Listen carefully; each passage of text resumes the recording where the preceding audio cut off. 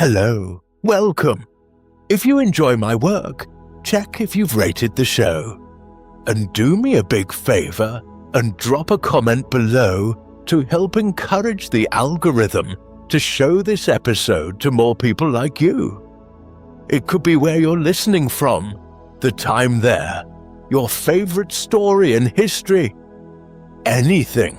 I read every note. Tonight, we are going to walk through the wisdom of every great religion in the world. And here is the strange thing I've noticed about religions. For thousands of years, across a dozen faiths that never met, that spoke different languages and prayed to different names, the same few answers to our questions keep arriving. Different centuries, different gods, but the same themes. We will explore this wisdom across 16 people, 16 faiths, and some of these people, I should warn you, found their peace in the very last place on earth you would ever think to look for it. Now, I'll be honest with you, the way a grandfather should. Not every one of these stories can be proven. Some are recorded history, carved into the record. Some are old legends, passed verbally. Some are parables, a teaching dressed as a tale. But every single one was kept alive across all those years because somebody felt it had a hidden truth in it. And by the end of tonight, you and I are going to hear the one thing all of these traditions, against every odd, seem to agree on, that they all keep coming back to. So let's go and find out what.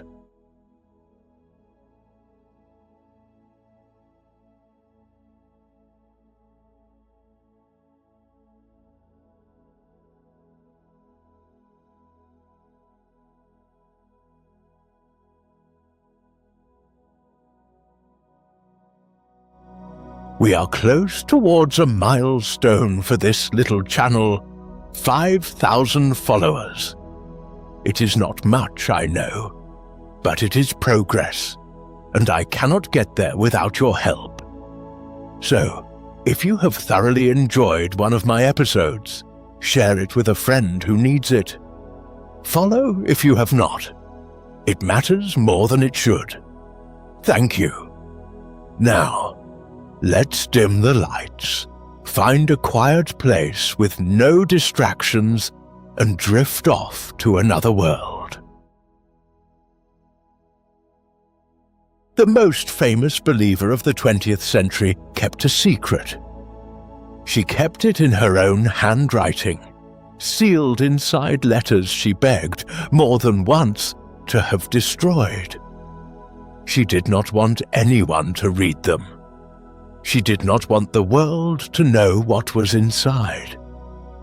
And when, after her death, they were finally opened and read, they revealed something almost no one had guessed. They revealed that for nearly 50 years, half a century, this woman, who the whole world looked to as proof that faith was real, had felt completely, achingly alone. But I'm getting ahead of myself. Let me take you back to the beginning, when the light was still bright. She was born in 1910, in a city that no longer goes by the name it had then, to a family of modest means. Her name, her first name, the one her mother used, was Anjeze. Anjeze Gongshe Boyakshiu. A girl like any other, in a house like any other. But something in her turned early toward the quiet, and by 18 she had left home to become a nun, and she would never see her mother again. For years she taught school. She was happy in it by every account. She loved the girls she taught, loved the rhythm of the days. and she felt God close to her in those years. Close the way a warm hand is close.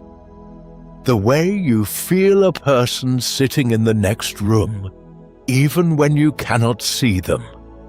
A felt presence, a certainty. And then, in September of 1946, on a long swaying train ride up into the hills toward Darjeeling, something happened that she would describe ever after as a call within a call. She felt, she said, that she was being asked to leave even the convent, to go down into the poorest streets of the city, to the people the rest of the world had decided not to look at. The dying left on pavements, the sick with no one, the forgotten, and to simply be with them, to love the ones no one else would touch. It was an enormous thing to ask of a person, and yet in that moment she had no doubt at all. The certainty was luminous. It filled her like light fills a room. By 1950, she had founded the order that would carry the work, the missionaries of charity. And she went down into those streets, and she began. The world would come to call her the saint of the gutters. And she had no idea, none at all, that the warmth she had always felt, the felt presence of God that had carried her this whole way, was about to go out and not come back. It happened almost as soon as the real work began, right when she needed that closeness most. Right when she was kneeling in the worst places a person can kneel, holding the hands of the dying. The warmth simply withdrew. The presence she had leaned on her entire life was suddenly gone, and in its place was a silence so complete it frightened her. Now, I want you to hear her own words for this, because they are not gentle words, and I think it would be wrong of me to soften them. She wrote of that terrible pain of loss. She wrote of the feeling that God does not want me. She went further than that, into a darkness that must have terrified her, even to write down. The fear, she said, of God not being God, of God not really existing. Sit with that for a moment. The woman the entire world held up as living proof that God was real, privately wondered, in the dark of her own heart, whether he was there at all. Not for a week, not for a hard season, for decade after decade after decade. And maybe, just maybe, you know a smaller version of that feeling. The marriage where you are still showing up, still cooking the meals and folding the clothes, long after you stopped feeling the spark that began it. The long stretch of caring for someone who can no longer thank you. The prayer you keep saying into a quiet that never seems to answer back. That hollow ache of doing the right thing while feeling absolutely nothing in return. She had a name for it, drawn from an old Spanish mystic centuries before her. She called it the dark night of the soul. But here is the part that turns the whole story. The part that to me makes her not a figure of pity, but one of the bravest people we will meet tonight. She had a choice when the light went out. She could have stopped. No one would have blamed her. She could have decided that the silence meant the whole thing was a lie, packed up the work, and gone home. Many people, feeling far less than she felt, have walked away from far less. She didn't. Instead, she made a decision that I find almost staggering. She decided to accept the darkness, to take it as her own portion. She came to believe that this terrible feeling of being abandoned was the very thing the poorest of the poor felt every single day. That unwanted, unseen, God-forsaken feeling, and that if she had to feel it too, then at least she was feeling it with them. She would not be loving them from above, from some warm and certain place. She would be loving them from inside the same dark. And so she did the hardest thing a person can do. She kept loving when she felt nothing. She kept smiling, a real smile, the radiant one the cameras caught, while carrying underneath it a desolation she let almost no one see. She kept showing up, every single morning, into the silence, into the streets, into the work. For decades, the public saw radiance. Only her sealed letters knew the truth. And then she died in 1997, and the letters were opened. They were gathered together and published in 2007 in a book called Come Be My Light. And I want to be clear, this was published against her own wishes. She had asked for them to be burned. She did not want to be remembered as someone who doubted. But I think it is a mercy that they weren't burned, because the world, finally reading them, did not see a fraud. It did not see a hypocrite. It saw something far more powerful than the easy, untroubled saint we had imagined. It saw a human being. It saw 50 years of love given without a single warm feeling to reward it. 50 years of faithfulness with no consolation, no payoff, no inner glow to make it easier. 50 years of choosing every morning to keep loving in the dark.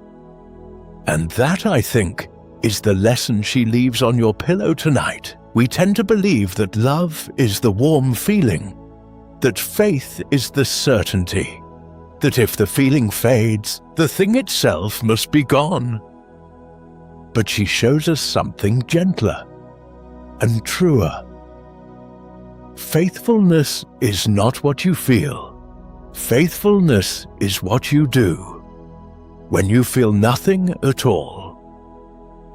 The love is in the showing up, the marriage, the long caregiving, the quiet duty no one claps for. The love was never the spark. The love was the staying. She kept loving while feeling utterly alone. Now let me take you to a man who had everything taken from him. His work, his family, the very clothes off his back. Everything but one thing, one small thing they could not reach. And he spent the rest of his life telling the world what it was. There was a young doctor in the city of Vienna who had sewn the only copy of his life's work into the lining of his coat. He carried it everywhere, this coat, with the manuscript hidden inside the seams, pressed flat against the cloth. Because he knew where he was being sent. And he knew that when they took everything else from him, and they would take everything, he might just be able to keep this one thing, the most important thing, his ideas. At the gates of the place they sent him, they took the coat, and then, over the months and years that followed, they set about testing his theory on him, on his own body, on his own heart, as thoroughly as any theory has ever been tested. His name was Viktor Frankl, and before the war came, he had been a psychiatrist, a doctor of the mind, in a Vienna that was bright with music and cafes and ideas.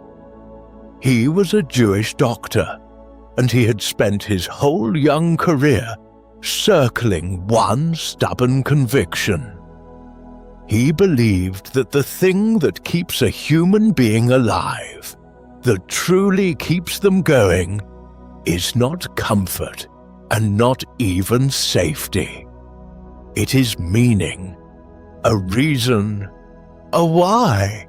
He believed that a person who has a why to live can survive almost anyhow. And he had written it all down. His first book, the work he'd poured himself into, a book called The Doctor and the Soul. That was the manuscript he sewed into his coat. The thesis of his entire life, hidden in the lining, going with him into the one place on earth built to disprove it. Because the place he was being taken was Auschwitz. I am not going to walk you through the gate in any detail tonight. You know, more or less, what was there. And I won't ask you to picture the worst of it as you're trying to find sleep. But I'll tell you what happened to the coat. At the gate, they took everything, every possession, every keepsake. The prisoners were stripped of all they had carried in with them. And Victor stood there as his coat, with his life's work sewn into the seams, was taken from his hands and thrown onto a pile and burned. Years of thought. The book he'd hidden so carefully. Gone in the smoke in an afternoon. He was given in its place the rags of someone who had arrived before him. And over the months to come, he would be moved through 4 different camps, each one its own kind of dark. They had taken his book, and then slowly they began to take the people.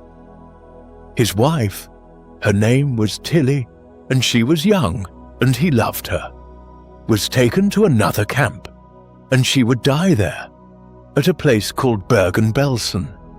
His mother, his father, his brother. One by one, the people who made up his whole world were taken from him, and he could not save a single one. By the end of his close family, almost no one was left. And here is what is so remarkable. A lesser man would have been destroyed by this, and many were. He watched it happen all around him. But Victor, the doctor, even in the middle of his own grief, could not stop watching, could not stop being a doctor. Some part of his trained mind stayed awake, observing, asking the question he had asked his whole life. Who survives this? And why? Because it was not who you'd think. It wasn't the strongest who lasted. It wasn't the biggest or the toughest or the men who had come in with the most muscle on their bones. He watched some of the physically strongest simply give up. Lie down one morning and refuse to rise. Turn their faces to the wall. And he watched others, frailer, sicker, smaller men, endure. Survive impossible things. What was the difference? He turned it over and over, and slowly he understood. The ones who lasted were the ones who still had a why, a reason waiting for them on the other side, a book they hadn't finished, a child they had to find, a person who needed them to come home. Some unfinished piece of meaning out ahead of them, pulling them forward through the unbearable. The man with something to live for could survive almost anything. The man with nothing faded. His whole theory, the one in the burned coat. He was watching it prove true in the most terrible classroom on earth, and out of all that watching, he arrived at the idea that would become the most quoted thing he ever said. He realized that the guards could take everything from a person. They could take your clothes, your name, your family, your future, your hair, your dignity, your body itself. They could take it all. But there was one thing, one last small thing, that no force on earth could reach. They could not choose how you met it. He called it the last of the human freedoms.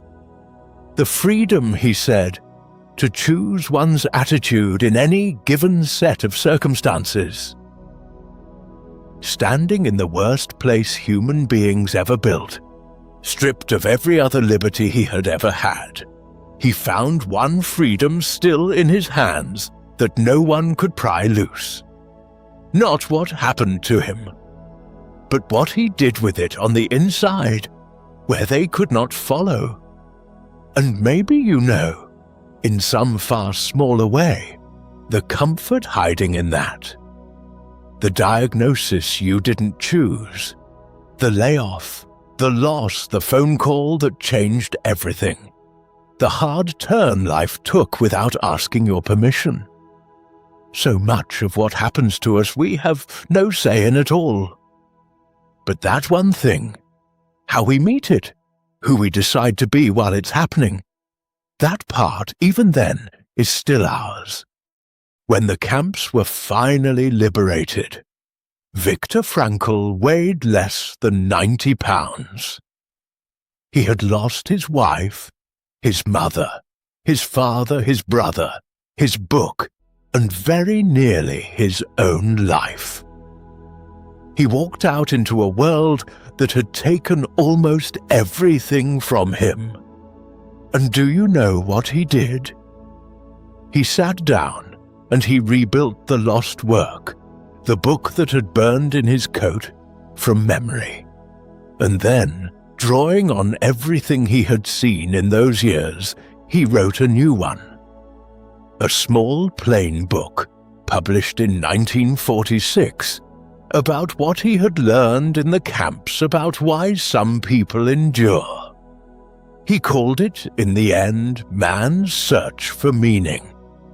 And it has sat on the nightstands of suffering people ever since. So this is the gift he hands you tonight. As you settle in, when life takes what it takes, and at some point in some way, it takes from all of us, remember that it can never take the whole of you. There is a room inside you that no circumstance can enter. The last of your freedoms, how you choose to meet what comes. A person with a why, he told us, can bear almost anyhow. He survived having everything taken, but the freedom inside him. Now, let me take you back. Back to that frozen square at dawn, where we left a young man in a thin shirt, counting his last minutes, the rifles rising and a drum beginning to beat. Because he is about to have the one thing none of these others got back. He is about to have his life taken, and then, in a single impossible instant, handed back to him. So, let me take you back to that square. The snow has been falling on and off since before the wagons came. Not heavy. Just enough to dust the shoulders of the men standing in their thin shirts, just enough to settle on the wooden platform and not melt, because there is nothing warm anywhere in this place to melt it.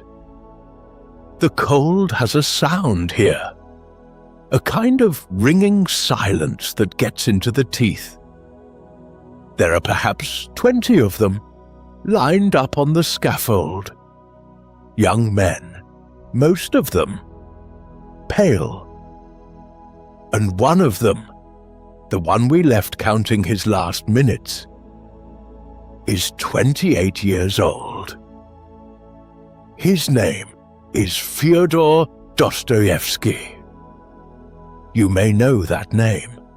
You may have a heavy paperback of his somewhere on a shelf, one of those Russian novels with the small print and the long winters, and the souls coming apart and being stitched back together.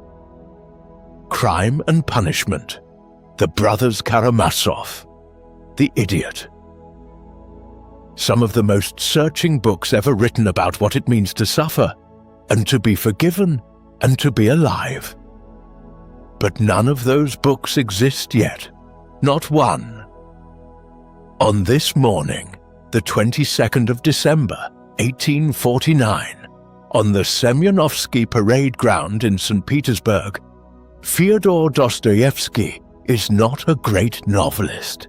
He is a condemned man, and by his own count, he has about 3/4 of an hour left to live. How did he get here?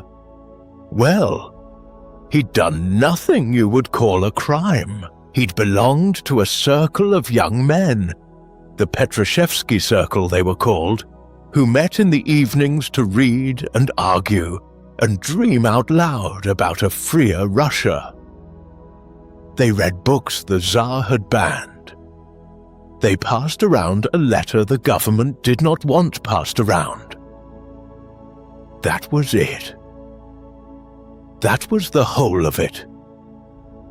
Reading the wrong things in the wrong room in a country where the wrong things could get you killed.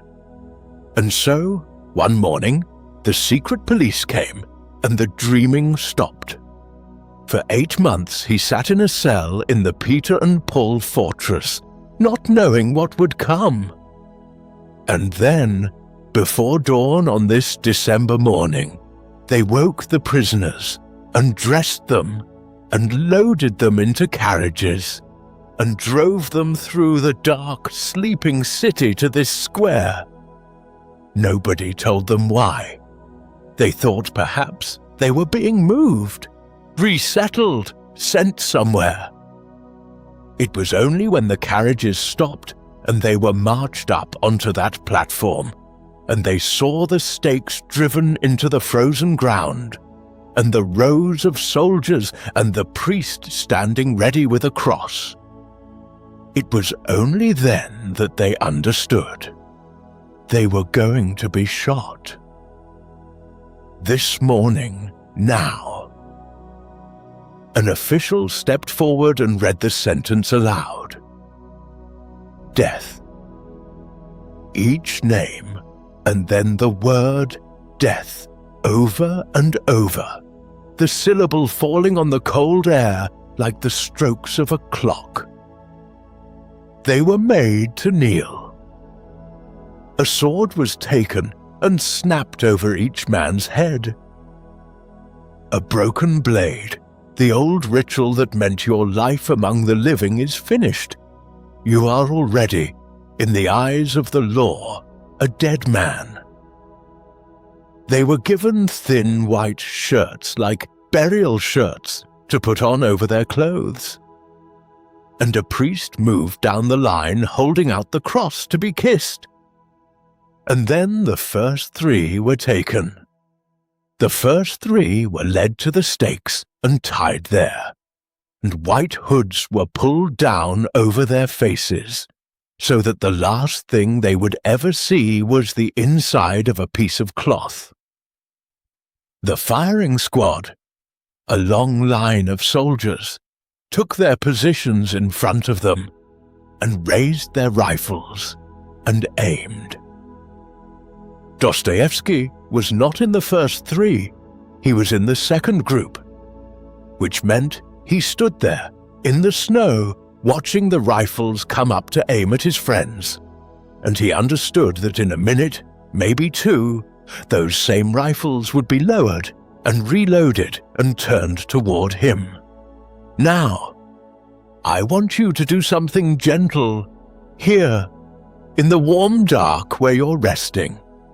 I want you to imagine not the guns, not the cold. I want you to imagine time, because that is the strange thing that happened to Fyodor Dostoevsky on this morning, the thing he would carry for the rest of his life, and try again and again to put into words in his novels. Time stretched. When you believe you have years ahead of you, a minute is nothing. A minute is what you waste waiting for a kettle, scrolling past, looking at the clock and sighing. You spend minutes like a rich man who has stopped counting. But when a man knows he has only a few minutes left, really knows it in his body with the rifles already up, every one of those minutes becomes enormous, becomes vast, becomes, as he would write later, almost an eternity. He looked at his life and found he had time to divide it up. He thought, I have perhaps 5 minutes. And he split the 5 minutes in his mind like a man dividing his last bread. 2 minutes, he decided, for the friends standing beside him, to turn to them and say something, some last word, some goodbye. 2 minutes for himself, to think one last time about who he was and what it had all been, his whole short, crowded life rushing up at him. And 1 minute, the last minute, simply to look around, to look, to take in the world one final time with his living eyes. And do you know what caught his eye in that last minute? A roof. Across the square, the gilded dome of a church catching the first weak light of the winter sun. Just a dome, just gold leaf and the dull silver morning. But he stared at it, and the light pouring off it seemed to him the most important thing in the universe. Seemed almost to be where he was going, in 3 minutes, when he would somehow dissolve and become part of that light.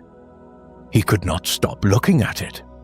The whole of life narrowed down to sunlight on a curved gold roof, on a Tuesday, in the snow. Have you ever noticed how clearly you can see the world when you are about to lose something? How a room becomes suddenly precious in the hour you have to leave it. How a face, a hand, an ordinary kitchen in ordinary light becomes almost unbearably beautiful the moment you understand it won't be there forever. That is what was happening to him. He was seeing the world the way the dying see it, which is to say, truly, for perhaps the first time. He stood there in that white shirt, and he made himself a promise. A small, fierce, impossible promise of the kind men only make at the very end. He promised that if, somehow, against everything, by some miracle that could not come, if he were given his life back, he would not waste another moment of it. Not one. He would turn every single minute into something. He would let nothing pass him by unnoticed again. Each minute, he thought, could be an eternity of bliss, if only a man knew how to live it. But there would be no miracle. The first 3 were tied to their stakes. The hoods were down, the rifles were up. The order to fire was the next thing that would happen in the world. And then, across the square, a drum began to beat. Not the rifles, a drum. The soldiers, hearing it, lowered their weapons. An officer came riding hard across the snow, waving something white in his hand. There was a confusion, a murmur running down the line of prisoners, men turning to one another, not daring yet to understand. The officer reached the platform. The paper was read aloud. The Tsar, in his great mercy, had spared their lives. You can almost feel the breath go out of that square. The sentence was commuted. No one was to be shot today. The men at the stakes were untied, and the hoods pulled off their faces, blinking, swaying into a world that had simply continued. The death that had been one single word away, that had been a finger's pressure on a trigger away, was not going to come. Not this morning, not for years and years and years. Now, here is the part that takes a moment to absorb. The whole thing, the scaffold, the shirts, the broken swords, the firing squad, the long white hoods, the whole thing had been theatre, a performance. Tsar Nicholas I had decided, before the prisoners ever left their cells, that they would not actually die that day. The sentence was always going to be commuted. The execution was staged on purpose, to terrify these young men to the very edge of death and then snatch them back as a lesson, as a punishment more refined than killing.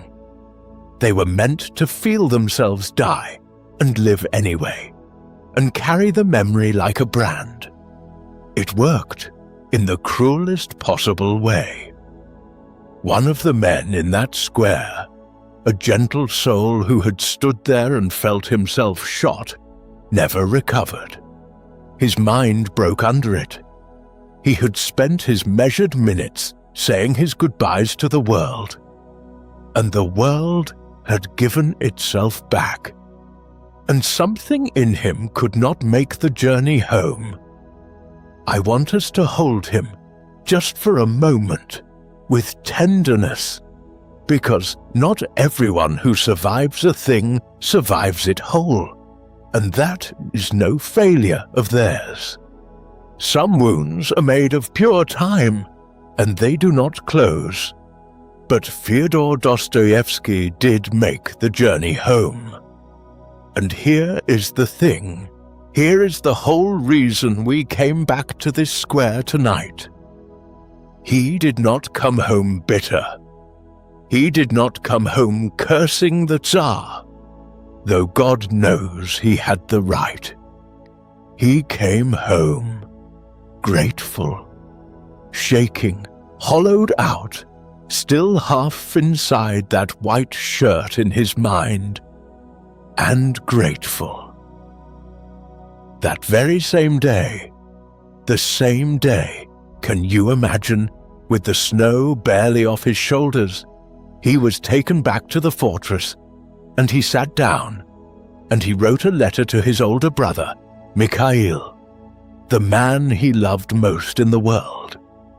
And in that letter, written by a hand that hours earlier had been counting down to nothing, he did not write about the horror. He wrote about the gift. "Brother," he wrote, "I am not a despondent and have not lost heart. Life is a gift. Life is happiness. Each minute could be an eternity of bliss." Read that again, slowly, the way he must have meant it. Life is a gift. Life is happiness. Each minute could be an eternity of bliss. This from a man on his way to 4 years of hard labor in a Siberian prison camp, chains, cold, the worst of what men do to men. He knew that was coming. The commuted sentence wasn't a pardon. It was Siberia. And still, life is a gift. There's almost something funny in it, isn't there? a faint, warm, impossible smile breaking through. Here is a man with everything taken from him, marching off to a frozen prison at the far edge of the world, and he is the most grateful man in all of Russia. Because he knows something now that the comfortable and the safe do not know. He knows what it is to lose it all and have it handed back. He has been to the very lip of the dark and looked over and been pulled away, and now an ordinary breath, just the next ordinary breath, tastes like wine. That gratitude went with him into Siberia. It soaked into everything he ever wrote afterward. Every page of those great heavy novels, every suffering soul who finds, at the bottom of his ruin, that he is still loved and still alive. All of it grew from a Tuesday morning on a frozen square, where a young man learned for 3/4 of an hour exactly what his life was worth. And here is what he learned. Here is the lesson I'd like to set in your hands, to hold as you drift. We spend most of our days half asleep to our own lives. The cup of tea going cold, the light on the ceiling, the sound of someone we love moving around in the next room. We treat these as nothing, as the grey filler between the important things. But there are no grey filler moments. There never were. The man on the scaffold knew it. The nearness of the end is what made the ordinary blaze up and become holy. And the secret Dostoevsky carried out of that square, is that you don't actually have to stand before a firing squad to know it. You can choose to know it now, tonight. You can decide that this minute, this quiet minute in the dark, is a gift. Because it is. That's the wisdom of a man who had his death taken from him and his life handed back. But now, I want to lead you somewhere lower. Down, away from the open square and the gold roof and the daylight. Because the next man did not find his answer in the light at all. He found it in a place with no light whatsoever. At the bottom of a pit so deep and so black, he could not see his own hands in front of his face. And what he found down there in the dark was not the end of meaning. It was, of all things, the beginning of it. Let your eyes close all the way now, because for this story we won't need them. This story takes place in the dark. The year is 1852. The place is Tehran, in Persia, what we'd now call Iran. And beneath one of the old buildings of that city, beneath the street, beneath the foundations, there is a hole in the ground that the people of the city speak of in low voices.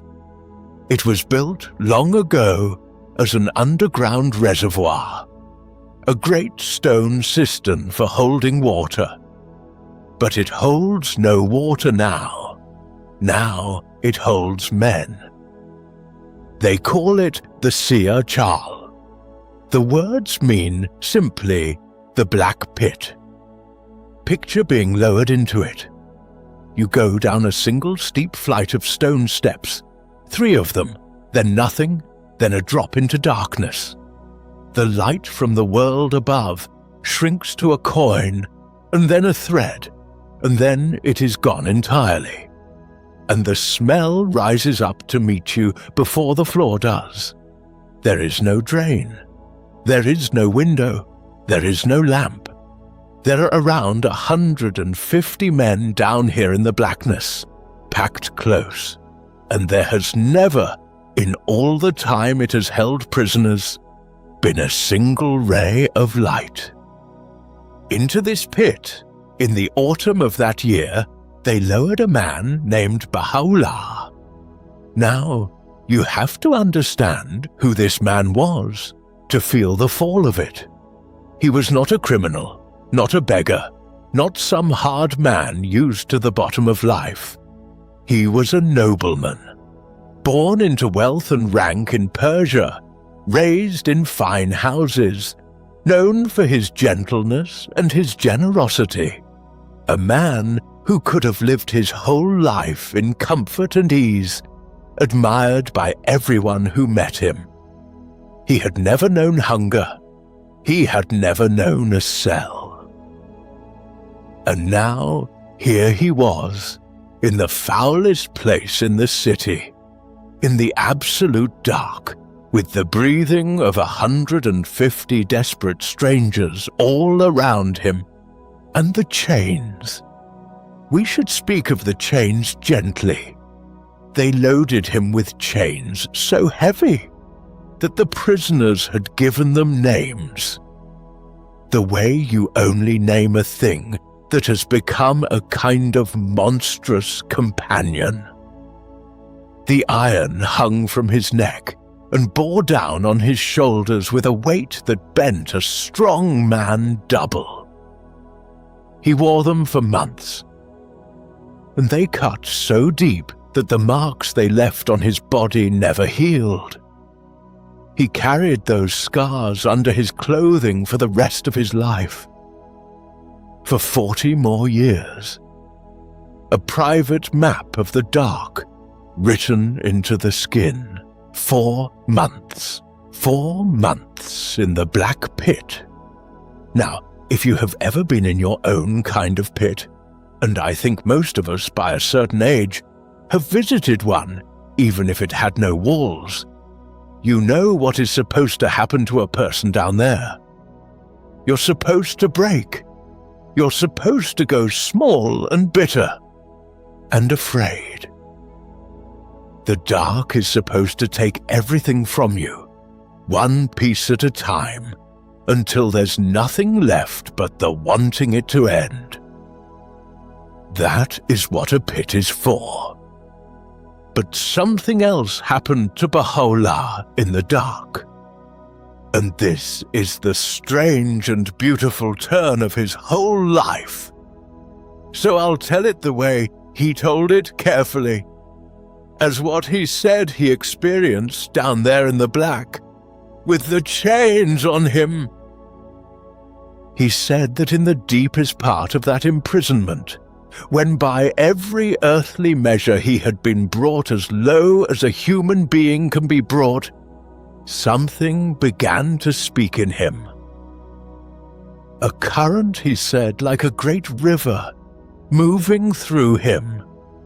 He spoke of a vision, of a heavenly figure, a maiden, suspended in the air before him, who told him that he was the one God had promised, the messenger the world had been waiting for, and that he must arise and carry a message to all of humanity. I'm not going to stand here and tell you that vision was real, the way the snow on Dostoevsky's shoulders was real. And I'm not going to tell you it wasn't. That's not mine to do, and it isn't yours either, not tonight. What I can tell you, what is simply plainly true, is that this man went down into the lightless bottom of the world, a Persian nobleman in chains. And what came up out of that pit, months later, was the founder of a world religion. The pit was not his grave. The pit was the birthplace of everything he became. They did not free him into an easy life. When they finally drew him up out of the black pit, it was into exile. banishment from his homeland, the first step of a journey of imprisonment and exile that would last the rest of his days and end 40 years later in a prison city far from everything he'd ever known. He never went home, not once. And yet, from that exile, from a life that on the outside looked like nothing but loss, and walls and one closing door after another, he wrote. He wrote and wrote and wrote. More than 100 volumes, the equivalent. And out of the man who had nothing, in the place that should have produced nothing, came an idea so large and so gentle that I want to set it down very softly in the middle of this dark room, because it is, in a way, the whole reason we are taking this journey tonight. Here is what he taught. He taught that all the great religions of the world, every one of them, are not rivals. They are not separate, warring truths, each calling the others liars. They are chapters. Chapters of a single unfolding story that the great teachers and prophets, in all their different lands and centuries and languages, were all messengers sent by one God, each bringing the same light to a different age, in the words that age could understand, and that all the peoples of the earth, divided as we are by border and creed and color, and the 1,000 things we use to keep ourselves apart, all of us, every last one, are one family, one human family. And do you hear it? Do you hear what he's saying underneath the words? Because this is the quiet thread running through everything you're listening to tonight. We've sat with a Catholic nun who loved in the dark, with a Jewish doctor who found meaning in a death camp, with an Orthodox novelist on a Russian scaffold, and now a Persian prisoner in a pit. Different names for the holy, different rituals, different centuries, different words for God. And yet, listen, they keep arriving at the same few answers to the same few fears, the loneliness, the grief, the dread of the end, the longing to know that our suffering means something, different names. One human longing. That's the thing the man in the pit saw in the dark. Not that everyone must believe the same things, but that underneath the believing we are all reaching with the same cold hands for the same warm light. And here is what I want you to carry forward into the rest of tonight, like a lamp. You are going to hear this echo again, in the lives still to come, in a boy on a holy mountain, in a man who walked into a river, in a mother going door to door. You are going to hear, again and again, this same astonishing rhyme. People who never met, who never could have met, separated by oceans and ages, somehow finding their way to the very same peace. The man in the pit said we would hear it. And we will. But for now, let me lead you from one prisoner to another. From a grown man who found his freedom while wrapped in chains, to a boy of just 16, healthy and whole and free, with no chains on him at all, who one ordinary afternoon found himself face to face with the one fear that all of us carry, and who did the bravest and strangest thing imaginable. He didn't run from it. He walked straight into it. It is the middle of July, in the year 1896, in the southern Indian city of Madurai. The afternoon is hot, the way only that part of the world gets hot. Thick, golden, drowsy. And in an upstairs room of his uncle's house, a 16-year-old boy is sitting alone. His name is Venkataraman. He's a perfectly ordinary boy in most ways, strong, healthy, good at games, fond of sleep, not especially religious, not especially studious, the kind of boy who'd rather be out wrestling with his friends than bent over his school books. There is nothing wrong with him.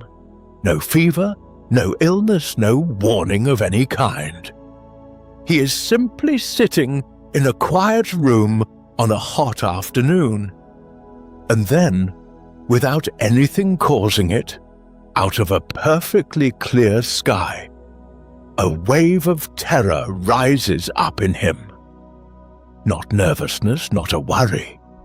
A sudden, total body-flooding certainty that he is about to die, right now.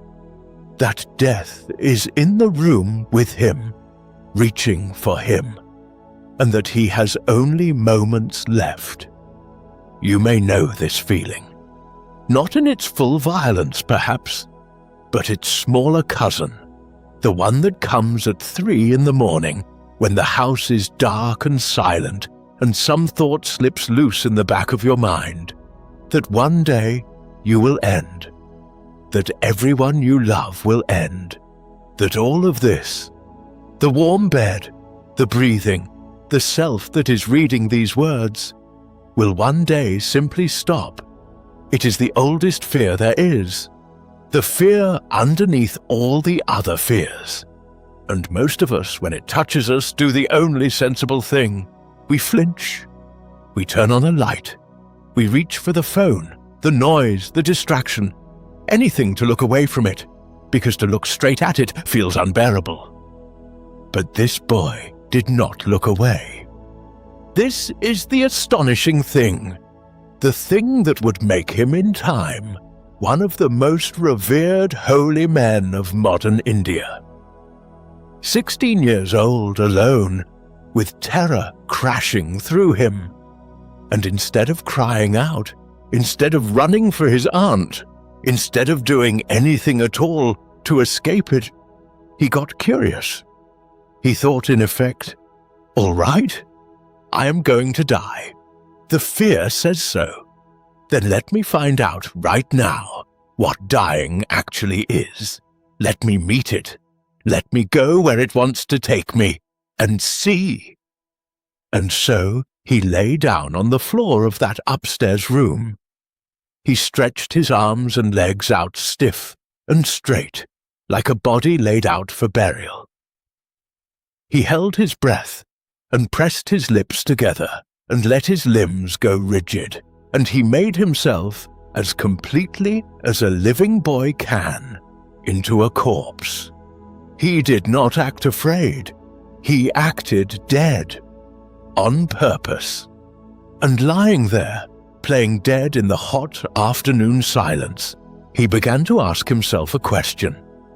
The simplest, deepest question a person can ask. He thought, now the body is dead. They will carry this body out. They will burn it, as we burn our dead, and it will become ash and be gone. The body is finished. But am I finished? With the death of this body, am I dead? Is this body what I mean when I say I? Sit with that question a moment, in the dark, the way he did. Is the body I? When you say your own name, when you say I, do you mean the hands, the face, the chest rising and falling? Or do you mean something else. Something that has the hands, that lives behind the eyes, that has been there your whole life watching, the one constant in all your changing, the eye that was there when you were a child and is here now, and feels, somehow, like it has never aged at all. That is what the boy went looking for, lying still as death on the floor. And he said, when he spoke of it later, all his long life he spoke of it the same way. He said that he found it, that as the body lay there dead, he became aware that something did not die with it. An awareness, a presence, an I that the death of the body did not touch in the slightest, that stood entirely apart from it, calm, untouched whole. The body could die, the body would die. But the thing he most truly was, the awareness watching the body, that could not die. It was not the kind of thing that death even knew how to reach. The spirit that transcends the body, he would say, cannot be touched by death. And the fear, the terror that had come crashing in out of a clear sky, simply let go of him. Not for an hour, not for a day, for the rest of his life. He had walked straight into the thing every one of us spends our whole lives backing away from. And he came out the other side, and the fear never returned, not once. He had asked death the one question that disarms it, and death had no answer. A few weeks later, drawn by something he could not refuse, the boy quietly left his home and his family and travelled to a great holy mountain called Arunachala. Arriving there on the 1st of September, 1896, he never really left it again. He lived the rest of his days at the foot of that mountain in stillness. And people came from all over the world, from across the oceans, just to sit in the same room with him in silence, because something about being near him made their own fear go quiet too. Now, I want you to notice something before you drift any further down towards sleep. Something quiet and astonishing. A Hindu boy on the floor of a hot upstairs room in southern India in the summer of 1896, and an Orthodox Russian novelist in a thin white shirt on a frozen square in St. Petersburg in the winter of 1849. Two people who could not have been more different, different faith, different language, different country, different century, separated by half a world and half a lifetime. Strangers who never knew the other existed. And tonight, in this telling, they sit barely an hour apart. And they found the same peace. Both of them walked right up to death. One because a Tsar marched him to it. One because he chose to lie down and meet it. And both of them came away saying, in their own words, the very same thing, that the nearness of death does not have to be a horror. That faced honestly, it turns into a kind of gift. That something in us is steadier than the body that's so afraid, and that when you find that something, the fear loosens its grip. That is exactly the rhyme the man in the pit told us we would hear. Remember? Different names, he said. One human longing. A Persian prisoner, a Russian writer, a Hindu boy. None of them ever met, and all of them came home to the same quiet truth. So here is what I'd like to leave in your hands, as your breathing slows and the room goes soft. Whatever it is that frightens you at 3 in the morning, the end of things, the running out of time, the thought you can't quite look at, you are not only the body that fears it. There is something in you, underneath the worry and the years and the tired, aching frame of you, that the dark cannot reach. The boy found it by lying still and asking. You can find it the same way, not by running from the fear, but by going quiet and turning gently toward it and asking in the dark, is this fragile thing really all I am? You were never only the body. Rest in the part of you that cannot die. Before we go on to the next one, let me ask one small thing of you. And there's no rush. You can let your eyes stay closed and do it in the morning if you'd rather. Somewhere down in the comments, I'd love it if you'd leave a little note. Tell me a topic or a person from history that you would love to hear more about. Someone whose story has always stayed with you, or a question you've always wondered about. Or simply tell me one of your own favorites from the stories we've shared. I read them. I truly do. And more often than you'd think, the comment one of you leaves becomes the seed of a whole night's story for everyone else. So plant a seed if you like. We'll see what grows. Now, before I tell you this one, I want to be honest with you about it. Because the people we've sat with tonight were real. The boy on the floor, facing down the end. The man in the pit, the man at the scaffold. They lived and they breathed, and they left their words behind them. But this next story, this one is different. This one is a teaching story. An old one, told in China for more than 2,000 years, long before anyone thought to write it down. There may have been a farmer like this once. There may not have been. And it almost doesn't matter, because the story isn't trying to tell you what happened to one man. It's trying to tell you something about how a day finally lands.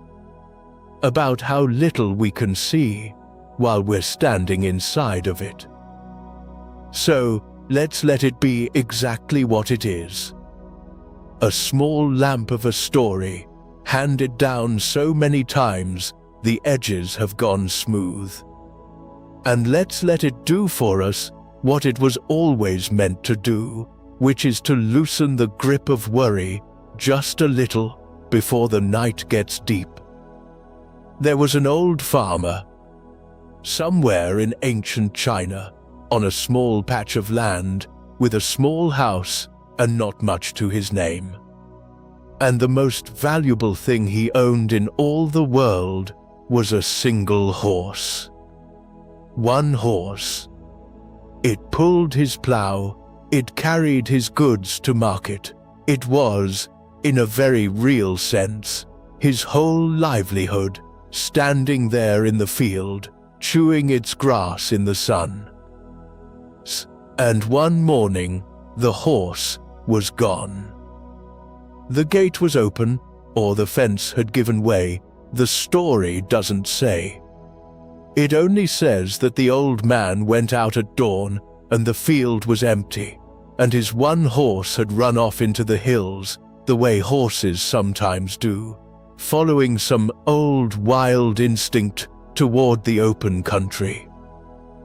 Well, you can imagine the neighbors.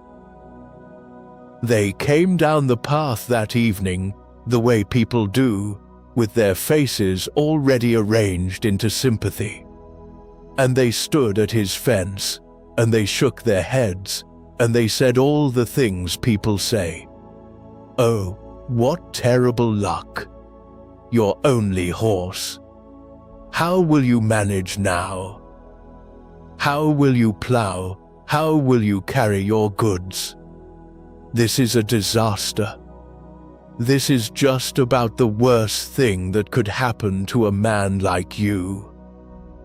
And the old farmer looked out at the empty field, and he thought about it, and he said, "Maybe so, maybe not. Who knows? That's all.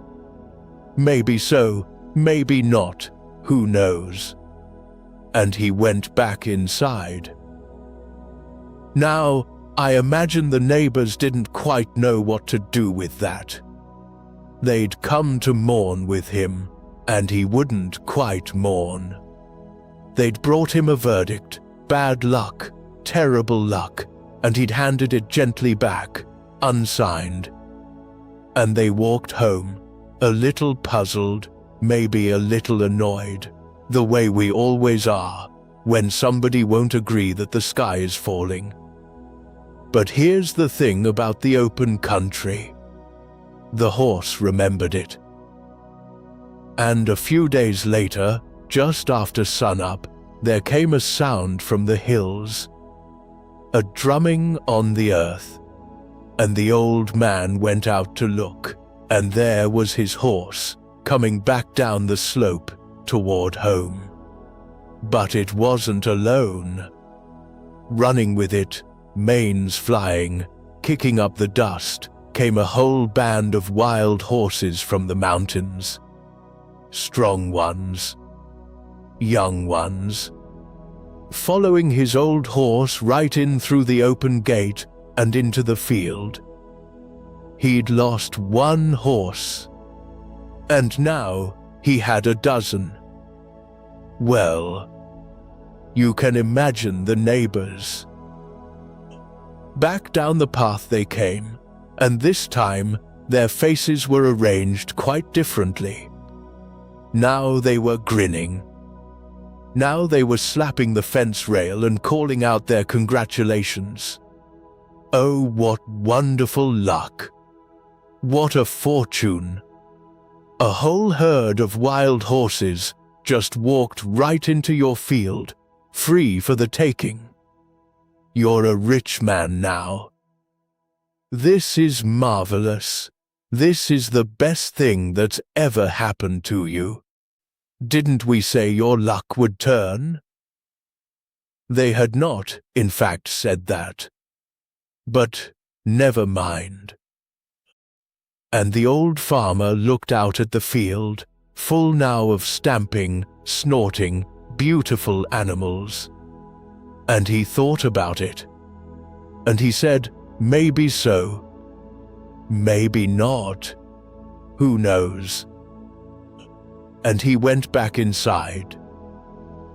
Now you have to smile a little here. Because there are the neighbors, twice in 1 week, certain. First, certain it was a catastrophe. Then certain it was a windfall. Flip-flopping from funeral to festival without so much as a pause for breath. And there's the old man, steady as a stone in a stream, watching both verdicts wash right past him without picking up either one. Maybe so, maybe not. He's not being clever. He's not being coy. He has simply lived long enough to know something the neighbors haven't learned yet. He's lived long enough to know that the week isn't over. Because here's what happened next. The old man had a son, a good young man, strong, the light of his father's eyes. And the son looked out at all those wild horses, and quite naturally, he wanted to ride them. to break them, to tame them, to make them useful. So one morning he picked out the finest of the wild horses, the biggest, the proudest, and he swung himself up onto its back. And the horse, of course, had never carried a man in its life. And it did what a wild thing does. It bucked, and it twisted, and it threw the young man down hard onto the ground, and his leg broke beneath him. It broke badly. The kind of break that doesn't fully heal. The kind that leaves a man with a limp for the rest of his days. Well, you can imagine the neighbors. Down the path again, faces back in mourning. Oh, how awful. Your only son, crippled now, lame for life, and just when your fortunes had turned, too. What a cruel thing. First the horse, then the riches, and now this. Truly, the gods are toying with you. This is a tragedy. And the old farmer sat by his son's bed, where the boy lay with his leg bound up and aching. And he thought about it, and he said quietly, "Maybe so, maybe not. Who knows?" And here, the neighbors must have wanted to shake him, because surely, this time it was simple. A broken son, a ruined leg. What good could possibly come from that? Where's the hidden blessing in a boy who'll limp till the day he dies? The old man was just being stubborn now. Just an old fool too proud to admit when his luck had finally, truly run out. But the week, you see, the week still wasn't over. Because, not many days after that, the dust rose again on the road. Not horses this time, soldiers. The emperor's officers, riding from village to village, and they had come to take the young men. There was a war, a brutal one, far away at the edge of the empire, the kind of war men march off to and don't come back from. And the officers went house to house, and every able-bodied young man they found, they took. Marched them off down the road, toward the fighting, toward the place where so many of them would die. They came to the old farmer's house, and they found his son, lying there with his leg bound up and broken, unable to stand, unable to march, unable to fight. And they passed him by. They left him, right there in his father's house, while up and down the village, all the strong, whole, healthy young men, the lucky ones, the ones the neighbors had once envied, were marched off to a war most of them would never return from. And the broken leg, the tragedy, the worst thing that had ever happened, was the very thing that kept the old man's son alive. So tell me, was the horse running away good luck or bad? Was the herd coming home good or bad? Was the broken leg a curse, or was it the hand that reached out at the last second and pulled the boy back from the edge of the grave?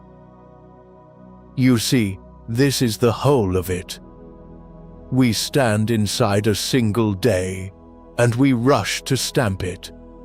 Good, bad, blessing, disaster.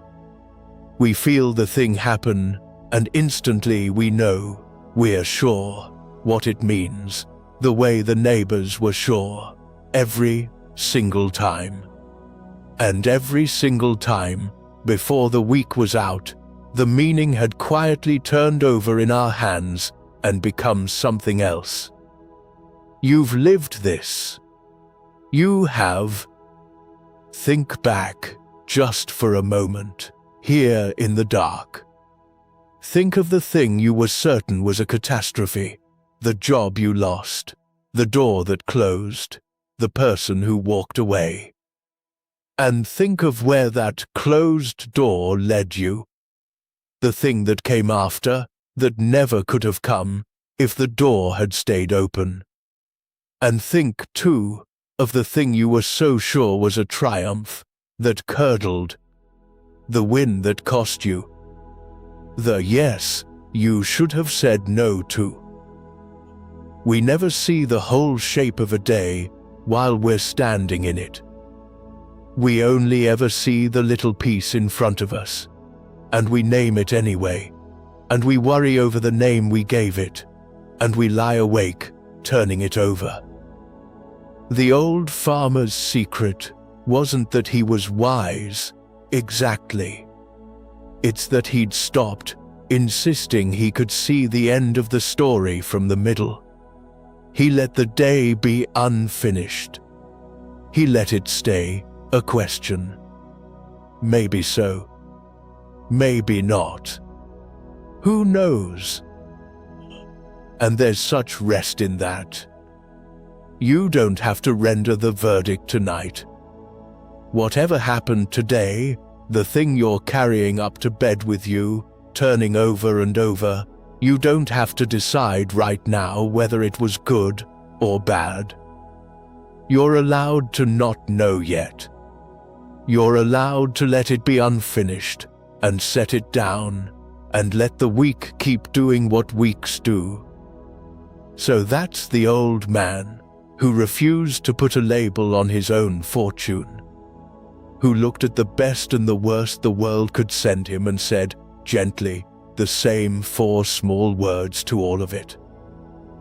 And from a man who wouldn't label his luck, we turn now to a man who wouldn't label something far harder to leave unlabeled. Not his fortune. People.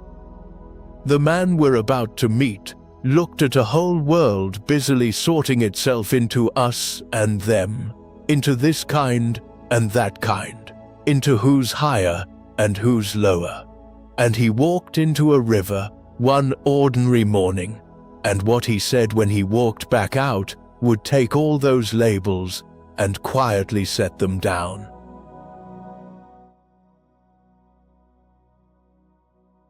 He went down to the river to bathe. That was all. An ordinary morning, an ordinary errand, the kind of thing he'd done 1,000 times. His name was Nanak, and he lived more than 500 years ago in the land we now call the Punjab, a green and golden country of rivers and wheat fields, up in the northwest of what is now India and Pakistan.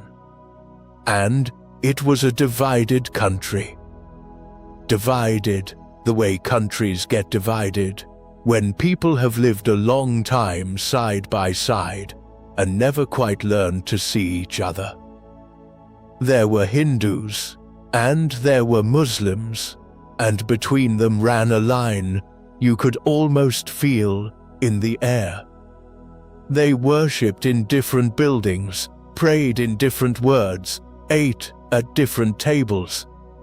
And running through it all, finer and crueler than that, was the line of caste, the idea that a person is born high or born low, born clean or born untouchable, and stays that way for life, no matter what's in his heart. A man of one kind would not take water from the hands of another, would not sit on the same floor, would not share the same meal. The lines were everywhere, and everyone had learned them so young they no longer noticed they were lines at all. They just felt like the shape of the world. Nanak had noticed, though. Even as a young man, he'd had a way of looking past all of it, of asking the kind of question that made the priests uncomfortable. But he was, by this point, around 30 years old, with a wife and children and a job and a settled life. Not a holy man, not a teacher, just a thoughtful man with a family, going down to the river in the morning, the way he always did. The river was called the Kalibine. And here, I should tell you, we step gently out of plain history and into what the Sikhs themselves hold and tell, the sacred tradition handed down with love across the centuries. So let's hold it the way they hold it, as a true thing, whether or not it's a thing a historian could measure. He left his clothes on the bank.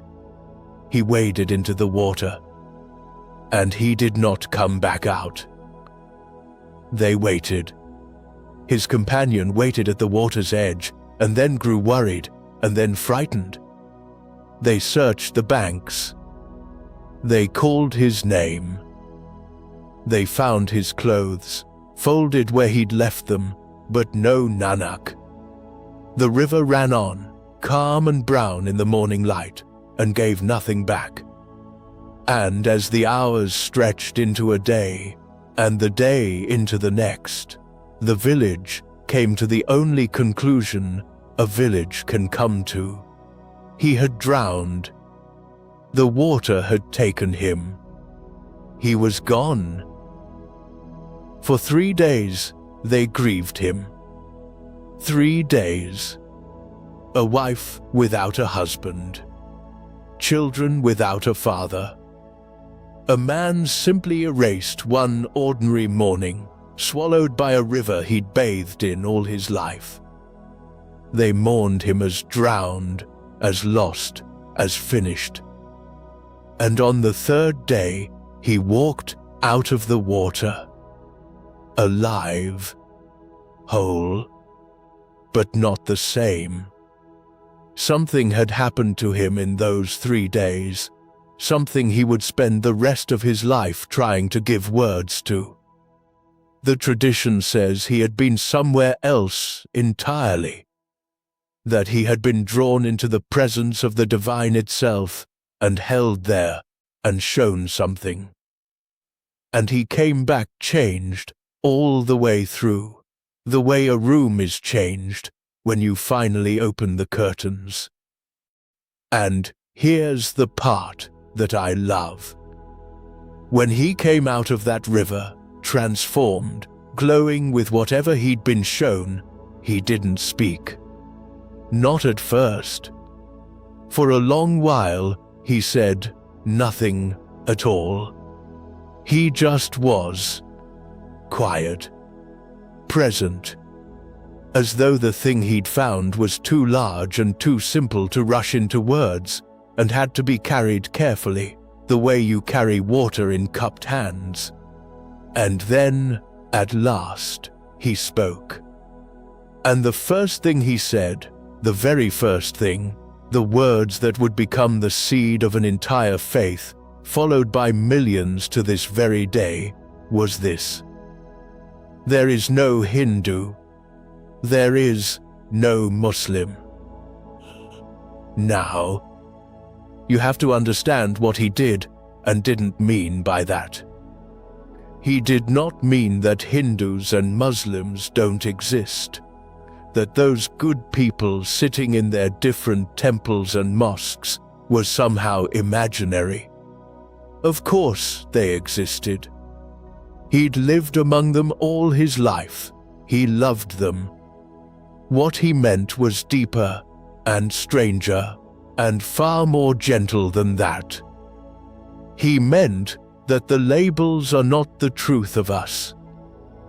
He meant that when you stand in the presence of the divine, when you go down deep enough, past the clothes and the customs and the words we happen to pray in, the line between Hindu and Muslim simply isn't there. The hierarchy isn't there. The high caste and the low caste, the clean and the untouchable, the us and the them, none of it is there. We drew those lines. We drew them ourselves with our own hands a long time ago, and then we forgot we'd drawn them and started mistaking them for the edges of the world. And Nanak walked out of that river to tell us, very softly, that they're not. That underneath all of it, there is one light, and it is shining in every single person, the beggar and the prince, the one you call your own and the one you call your enemy. One light, no lines. Now, do you hear it? Do you hear the thing we've heard before tonight? 'Cause earlier, down in that black pit beneath Tehran, the man in the chains came up out of the dark with one idea he'd carry the rest of his life, that all the world's faiths are chapters of a single story, that all of humanity is one family. Different names, he said, for one human longing. And I told you then that you'd hear it echo, that it would come back in the life of a man who walked into a river. Well, here he is, the man who walked into a river. And here it is, the same quiet truth arriving again from a different century and a different country and a different faith entirely. One light, no lines, one family. Two men who never met, who couldn't have met, reaching in the dark for the very same thing. That's not a coincidence I'm pointing at.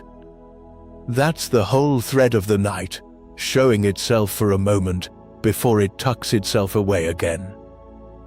But Nanak didn't stop at 6 words. A truth like that, if you only say it, is just a lovely sentence. He wanted to build it into something you could sit down inside of, something you could eat. And so, late in his life, in a town called Kartarpur, he made a kitchen. It doesn't sound like much, does it? A kitchen. But think about what a shared meal meant in a world sliced into castes. To eat with someone on the same floor, from the same pot, that was the most intimate thing, the most forbidden thing, the one wall nobody crossed. The high would not eat with the low. The clean would not eat with the unclean. A man's place in the whole order of the world was written in whom he was allowed to share a meal with. So Nanak built a kitchen, the langar they call it, and he made one rule. If you want to eat here, you sit on the floor. All of you. In a long row, shoulder to shoulder. The rich man and the beggar. The highborn and the untouchable. The Hindu and the Muslim, and anyone else who wandered in hungry. You sit on the same floor, at the same level, and you are handed the same food on the same plate, and you eat it together. No head of the table, no place of honor. Just one floor, one meal, everyone equal. Picture it for a moment before you sleep. Picture 2 men who, out in the street, would not so much as let their shadows touch, who'd been taught, since they were small, that the other was beneath them, or above them, or simply not their kind. And picture them sitting down, side by side, on the same swept floor, and being handed the same warm bread, and eating it together, in silence, maybe, not even speaking, just two human beings, hungry, fed, equal, for the length of one simple meal. That kitchen is still open today. 500 years later, in temples all over the world, anyone at all, of any faith or no faith, with money or without, can walk in and sit on the floor and be fed, no questions asked. It's one of the most beautiful things I know of. A wall turned into a table. And the rest of what he taught was just as plain and just as kind. Work honestly with your own hands. Share what you have with those who have less. And keep the divine quietly in your mind through all of it. That was the whole of it. Earn honestly, share freely, remember. You could write it on the back of your hand. So here is what the man who walked into the river leaves with us to carry down into sleep. The lines between us, the ones that feel so solid in the daylight, so permanent, so much like the actual shape of things, most of them we drew. With our own hands. And what a person draws, a person can lay down. You can't unmake the whole world's divisions tonight, lying here in the dark. But you might loosen your grip on one of them. The line you've drawn around one person, one kind of person, one old us and them you've been carrying. Underneath it, Nanak would say, there's just one light, the same one that's in you. And from a man who erased the line between his own people and the strangers across it, we go now to a man who faced something even harder. Not a line drawn in the dust between neighbors, but a whole crowd of people who had hunted him, hurt those he loved, and driven him from his home. A man who, after years of that, came back at the head of an army, with every one of his enemies standing helpless before him, and all the power in the world to make them pay. And we'll see what a person does with that kind of power when, against everything you'd expect, he chooses to lay it down.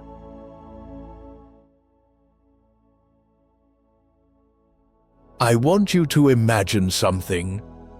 Not a scene I'll paint for you, just a feeling. The oldest, heaviest feeling there is. Imagine the people who hurt you most. Truly hurt you. The ones who turned on you, who turned your own town against you, who came after the people you loved. Imagine years of it, being driven from your home, watching your friends suffer for standing beside you, losing your own family to their cruelty. Imagine carrying that for a decade.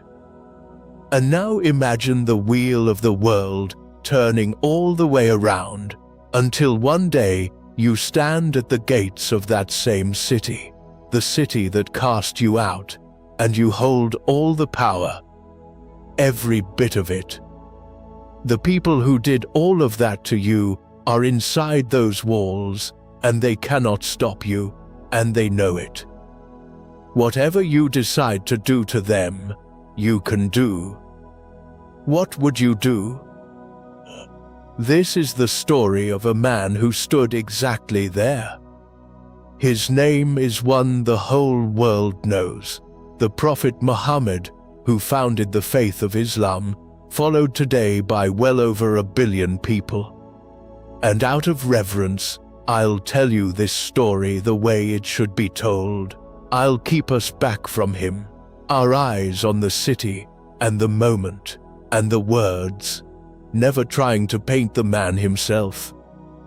Let him stay where the faithful keep him. We'll watch the scene. We'll listen. And the scene begins in exile. For years, he and the small band who believed him had been the hated ones. In the city of Mecca, where it all began, his followers had been mocked and beaten and worse, some of them tortured for their faith, some of them killed. His own kin were not spared. And in the end, the danger grew so great that they had to flee, to leave their homes and their city and start again somewhere else, refugees, with the whole power of Mecca arrayed against them. Years of conflict followed. Years of being the smaller force, the driven out, the ones who'd lost their home. That's the part to hold on to, because it's what makes everything that comes next so astonishing. This was not a powerful man, being magnanimous from a comfortable throne. This was a man who knew, in his own body and in the bodies of the people he loved, exactly what these enemies were capable of. He had buried friends because of them. He had every reason, every human, understandable, aching reason to want what we all want when we've been wronged that badly. To make it even. And then the wheel turned. The year was around 630 by our reckoning. And after all those years, Muhammad came back to Mecca, not as a fugitive this time, but at the head of a great army. Thousands strong. So large and so suddenly upon them that the city had no answer for it.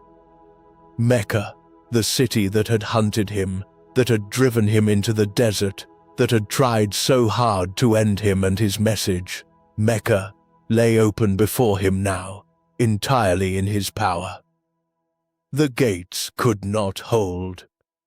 The wheel had come all the way around. And here is the first remarkable thing, before we even get to the words.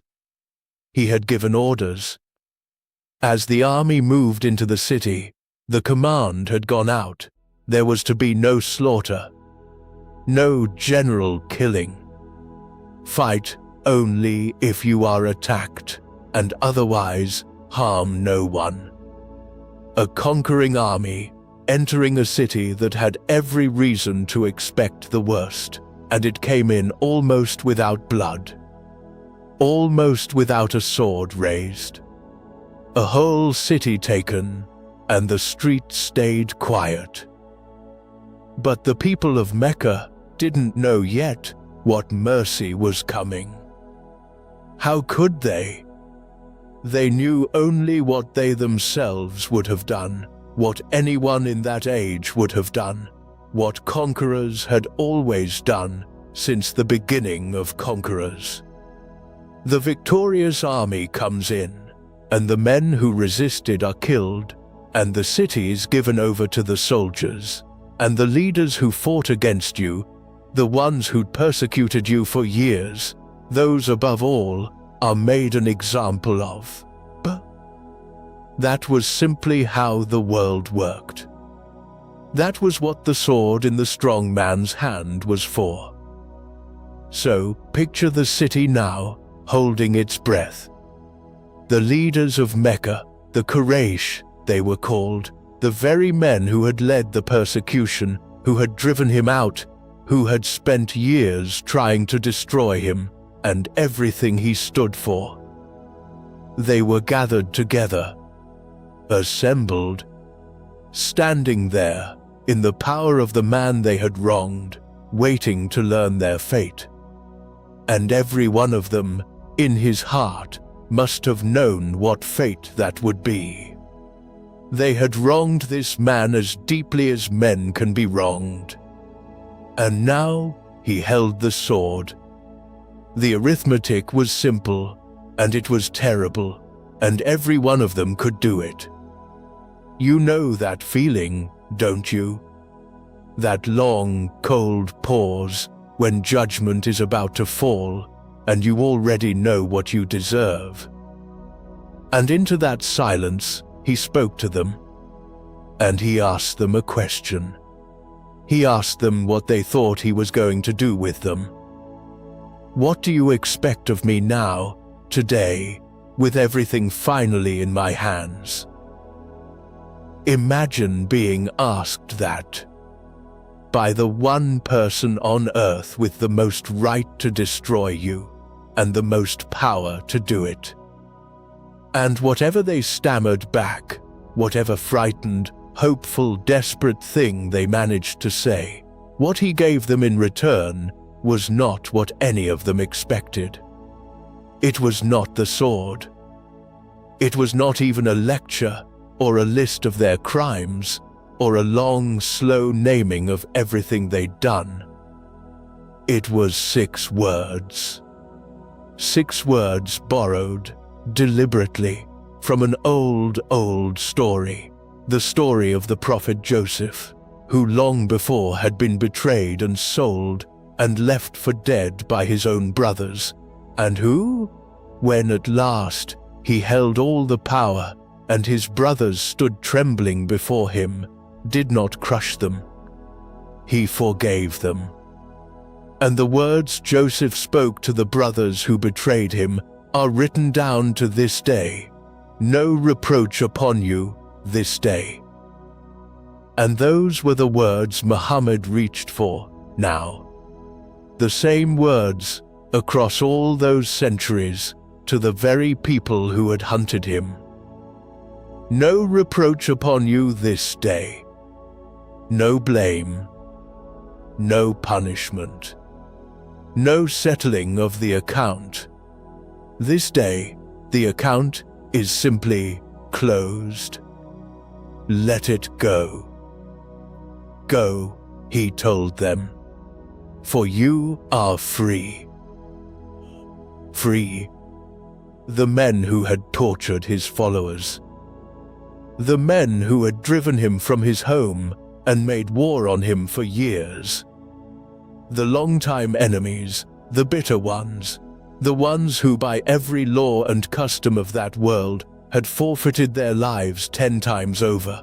He looked at all of them, with the sword in his hand and the right to use it, and he let them go. Free. Even his oldest, fiercest enemies were pardoned that day. The wheel had brought him all the way around to the moment of revenge, and he stepped past it as if it weren't even there. Now I want you to sit with how strong that is, because we get this backwards so often. We think the strong man is the one who strikes, the one who never lets an insult pass, never forgets a wrong, always makes them pay. We call that strength. We call it standing up for yourself. We admire it half the time. And it's so much weaker than it looks. Anyone can swing a sword when they're holding all the cards. Anyone can take revenge when revenge costs them nothing. That's not strength. That's just the current, carrying you the way water carries everything downhill. The strength, the real, rare, almost unbelievable strength, is to stand in that exact spot, with all the power, with every right, with the whole crowd expecting blood, and to choose, against the entire pull of your own wounded heart, to open your hand instead of closing it. To say, the account is closed. Go. You are free. That takes a strength most conquerors in all of history never once found. And here is why I tell it to you tonight, of all the nights. Because almost everyone who's lived a while is carrying one. One old wound that never quite closed. One person you've never forgiven, and maybe never will, and you turn it over sometimes in the dark, what they did, what they owe, how you'd make it, even if you ever got the chance. And that account, the one you keep open, it's so heavy. Heavier than you let yourself notice in the daylight. You've been carrying it for years. You don't have to settle it tonight. You don't even have to forgive tonight if you're not ready. Forgiveness is its own long road, and we'll walk more of it before the night is through.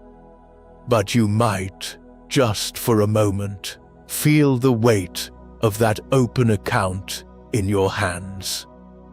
And you might remember that the strongest thing a human being ever does is not to make them pay. It's to set the account down. No reproach. Not tonight. So that's the man who held total power over his enemies and laid the sword down and let them walk free. A strength that looked, from the outside, almost like surrender, and was the furthest thing from it. And from a man who, in a single moment, did the hardest thing, we turn now to a man who, in the very same way, faced something hard. But his was the opposite kind of hard. Not one enormous act of strength in a single afternoon. The slow kind. The drop-by-drop kind. A man who, at the age of 40, when most people have long since decided who they are and what they'll ever be, sat down to do something so humble, so small, so quietly humbling that he had to swallow his pride to even begin. He sat down, a grown man, to learn his letters, to learn the alphabet, beside the children.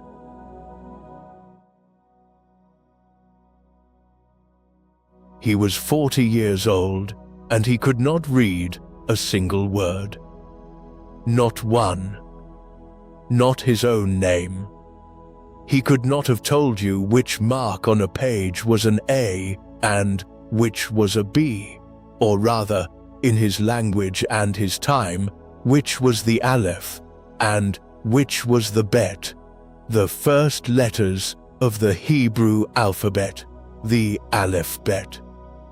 The whole written world, all the words men had ever set down, was closed to him completely.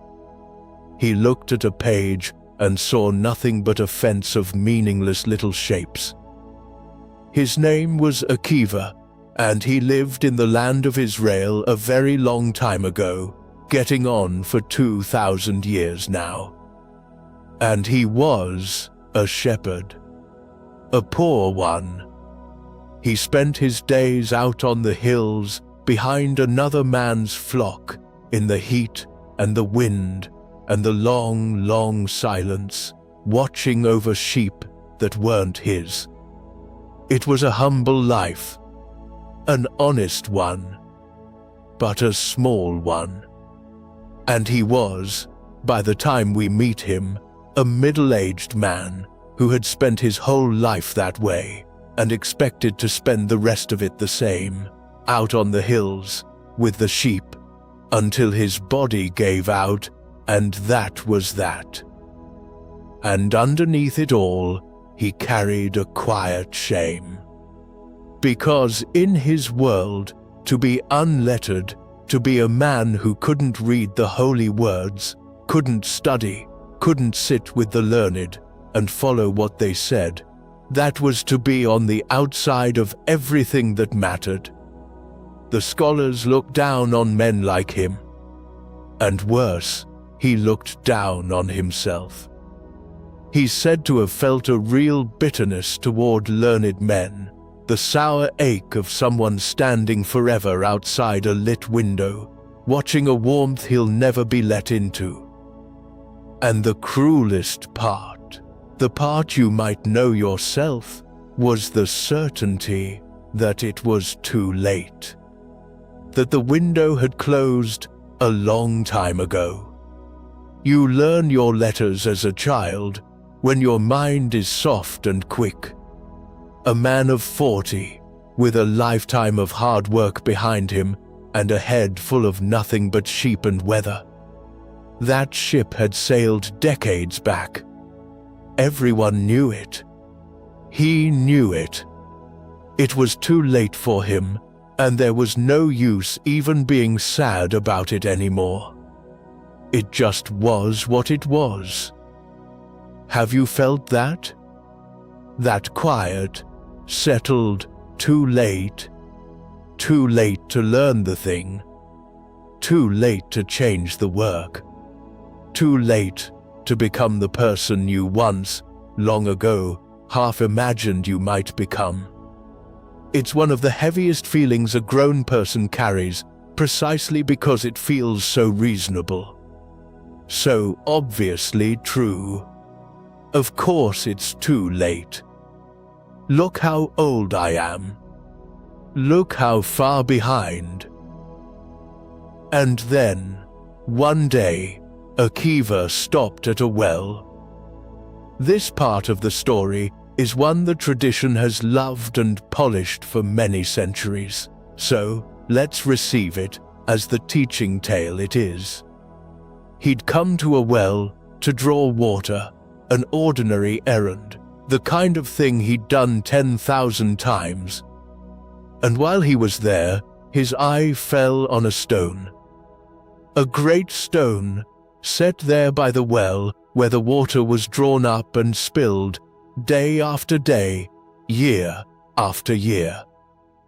And he noticed something about the stone. There was a hole in it. A deep, smooth hollow, worn clean through the rock, bored right through the solid stone. And he wondered, the way you might. What could possibly bore a hole through solid rock? Some hammer? Some chisel? Some great force, surely, some violent blow to break through stone like that. And then he saw it. It wasn't a hammer at all. It was the water. Just the water. The slow, soft, patient drip of water falling on that one spot, day after day after day, for years and years and years. Water, the softest thing there is, the thing that yields to your hand, the thing you'd never in 1,000 years call strong, had worn its way clean through the hardest thing there is. Not by force, not in one great blow, but drop by drop by drop. And the old shepherd stood there at the well, and something turned over in his chest. Because if water, soft, weak, yielding water, could carve straight through solid stone, simply by never stopping, then what was his own mind, really, but a stone? Hard, yes. Closed, yes. Worn smooth and set in its ways by 40 years, yes. But not harder than rock. And if a single drop, repeated, could hollow out a boulder, then a single letter, learned, and then another, day after day, never stopping, could hollow out even an old, unlettered, too late mind, and let the light pour in. It wasn't too late. It had never been about too late. It had only ever been about the drop, about showing up, soft and patient and faithful, to the same small spot, again and again and again, and trusting the years to do what no single day could. And so he made up his mind. At 40 years old, a grown man, a shepherd, he decided to learn to read. And now I have to tell you the part that makes me smile every time, with a warmth in it. Because where do you go when you're 40 years old and you want to learn the alphabet from the very beginning? There's only one place. You go to where they teach the alphabet. You go and you sit down with the children. So picture it. A grown man, sun-browned, broad-handed, his shoulders built by years of hauling and herding, lines already on his face, folding himself down onto a low bench in a room full of small children, little ones, no higher than his elbow, with their high voices and their wiggling and their grubby little fingers. And there he sits, this big, quiet man, among the 5-year-olds, his knees up somewhere near his chin, learning to make the same shaky shapes they're learning to make. Aleph, Bet. This one makes this sound. That one makes that sound. The teacher leaning over the children's slates, and over his. You'd think it would have broken him. The embarrassment of it.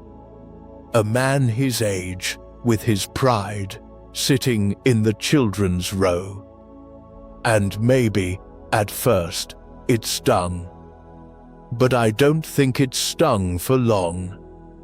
Because he'd already understood the thing that frees you from that kind of shame entirely. He knew he was a drop of water now. And a drop of water has no pride to wound. It just falls and falls again and trusts the stone. He didn't do it alone either. There was a woman, his wife, Rachel, and the tradition holds that she believed in him when no one else did, when it must have looked to the whole world like an old fool throwing his life away on a child's lesson. They were poor, bitterly poor, by some tellings, the two of them with next to nothing. And she sustained him through all of it, the years of it, the long, lean, patient years, so that he could keep going back to that bench, keep learning, keep dripping against the stone. Behind so many people who finally became something, there's someone who held the lamp steady in the dark. For Akiva, that was Rachel. And the drops kept falling. A letter became a word. A word became a verse. A verse became a page. The page became a book, and the book became 100 books, and the years rolled on, something like 24 of them, the tradition says. 24 years of dripping water. And the man who at 40 could not read his own name rose, and rose, and rose, until he stood at the very front of that lit window he'd once watched from the cold.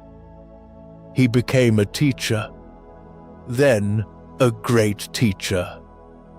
Then, by the end, the greatest sage of his entire generation, leading an academy of thousands of students, hanging on the words of a man who'd started out on the children's bench at 40, learning his Aleph from a 5-year-old.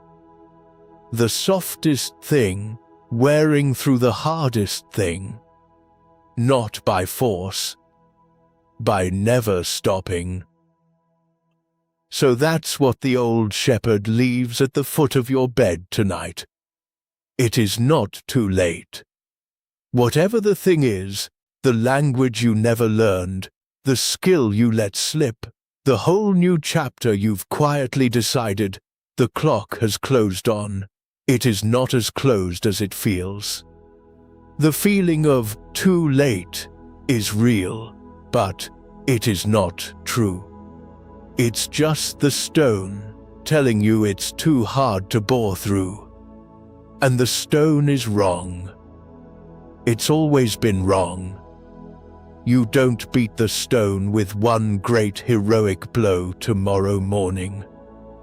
You beat it the way water does. A drop tonight. A drop again tomorrow. A drop the day after, when you don't feel like it, when nothing seems to be happening, when the rock looks exactly as solid as it did before.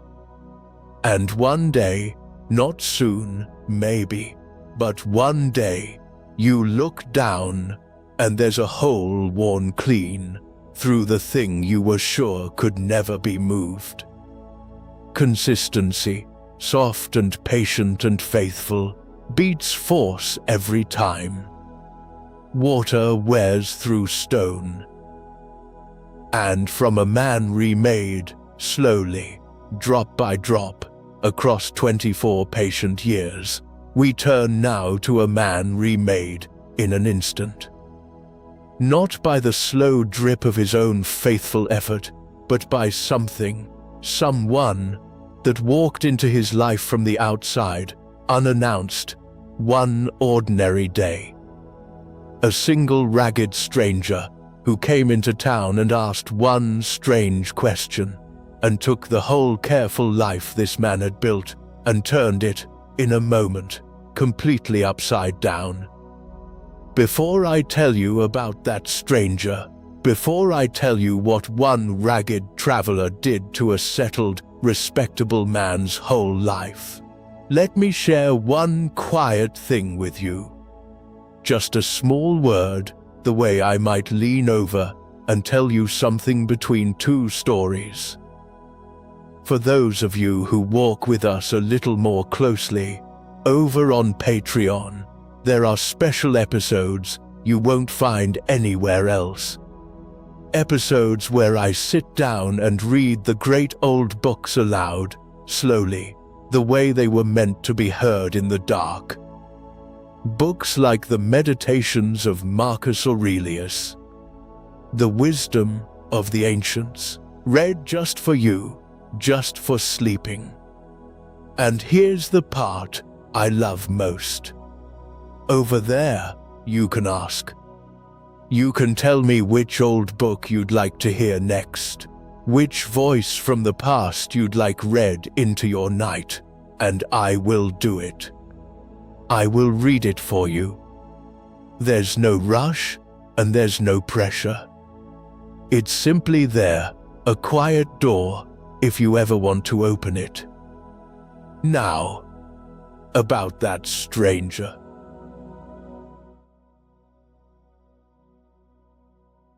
There is a city called Konya, far away and long ago, in the land we now call Turkey.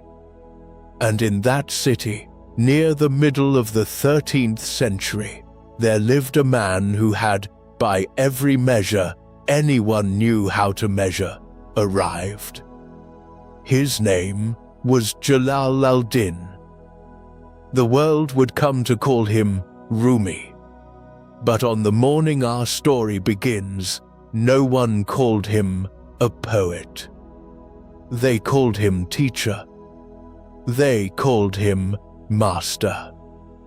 They called him the one whose opinion settled the argument.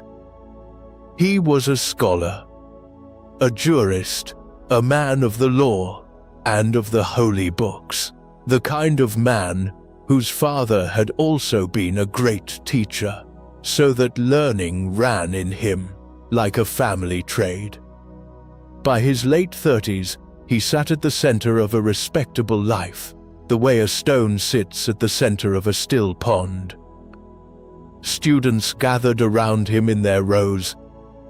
They wrote down what he said. He walked through the streets, and people lowered their heads in respect, and the days followed one another in their orderly way, lesson after lesson, prayer after prayer, book after book. It was, by any honest accounting, a good life. A full life. the life he was supposed to want. And yet, you've known a man like this, maybe. Maybe you've been a man like this, or a woman like this. Everything in its place. Everyone approving. The career exactly where the plan said it should be. And underneath it all, so quiet you can barely hear it over the sound of your own competence, a small, persistent sense that something is missing. That for all the books on the shelf, some door inside you has never once been opened. You can't name it. You'd feel foolish complaining about it, because look at all you have. So you don't complain. You just go on. Rumi went on. He had no idea that everything was about to change. He had no idea that the change would not come from inside him at all, not from years of patient seeking, not from one more book or one more pilgrimage. It would walk into his town on a pair of dusty feet, wearing rags, and it would ask him a question. It was late in the year 1244. Into Konya there came a wanderer, a dervish, one of those holy travelers who owned nothing and stayed nowhere, who drifted across the world like smoke, with nothing but the clothes on his back and a fire in his chest. His name was Shams, Shams of Tabriz. And there was nothing respectable about him at all. Where Rumi was settled, Shams was wild.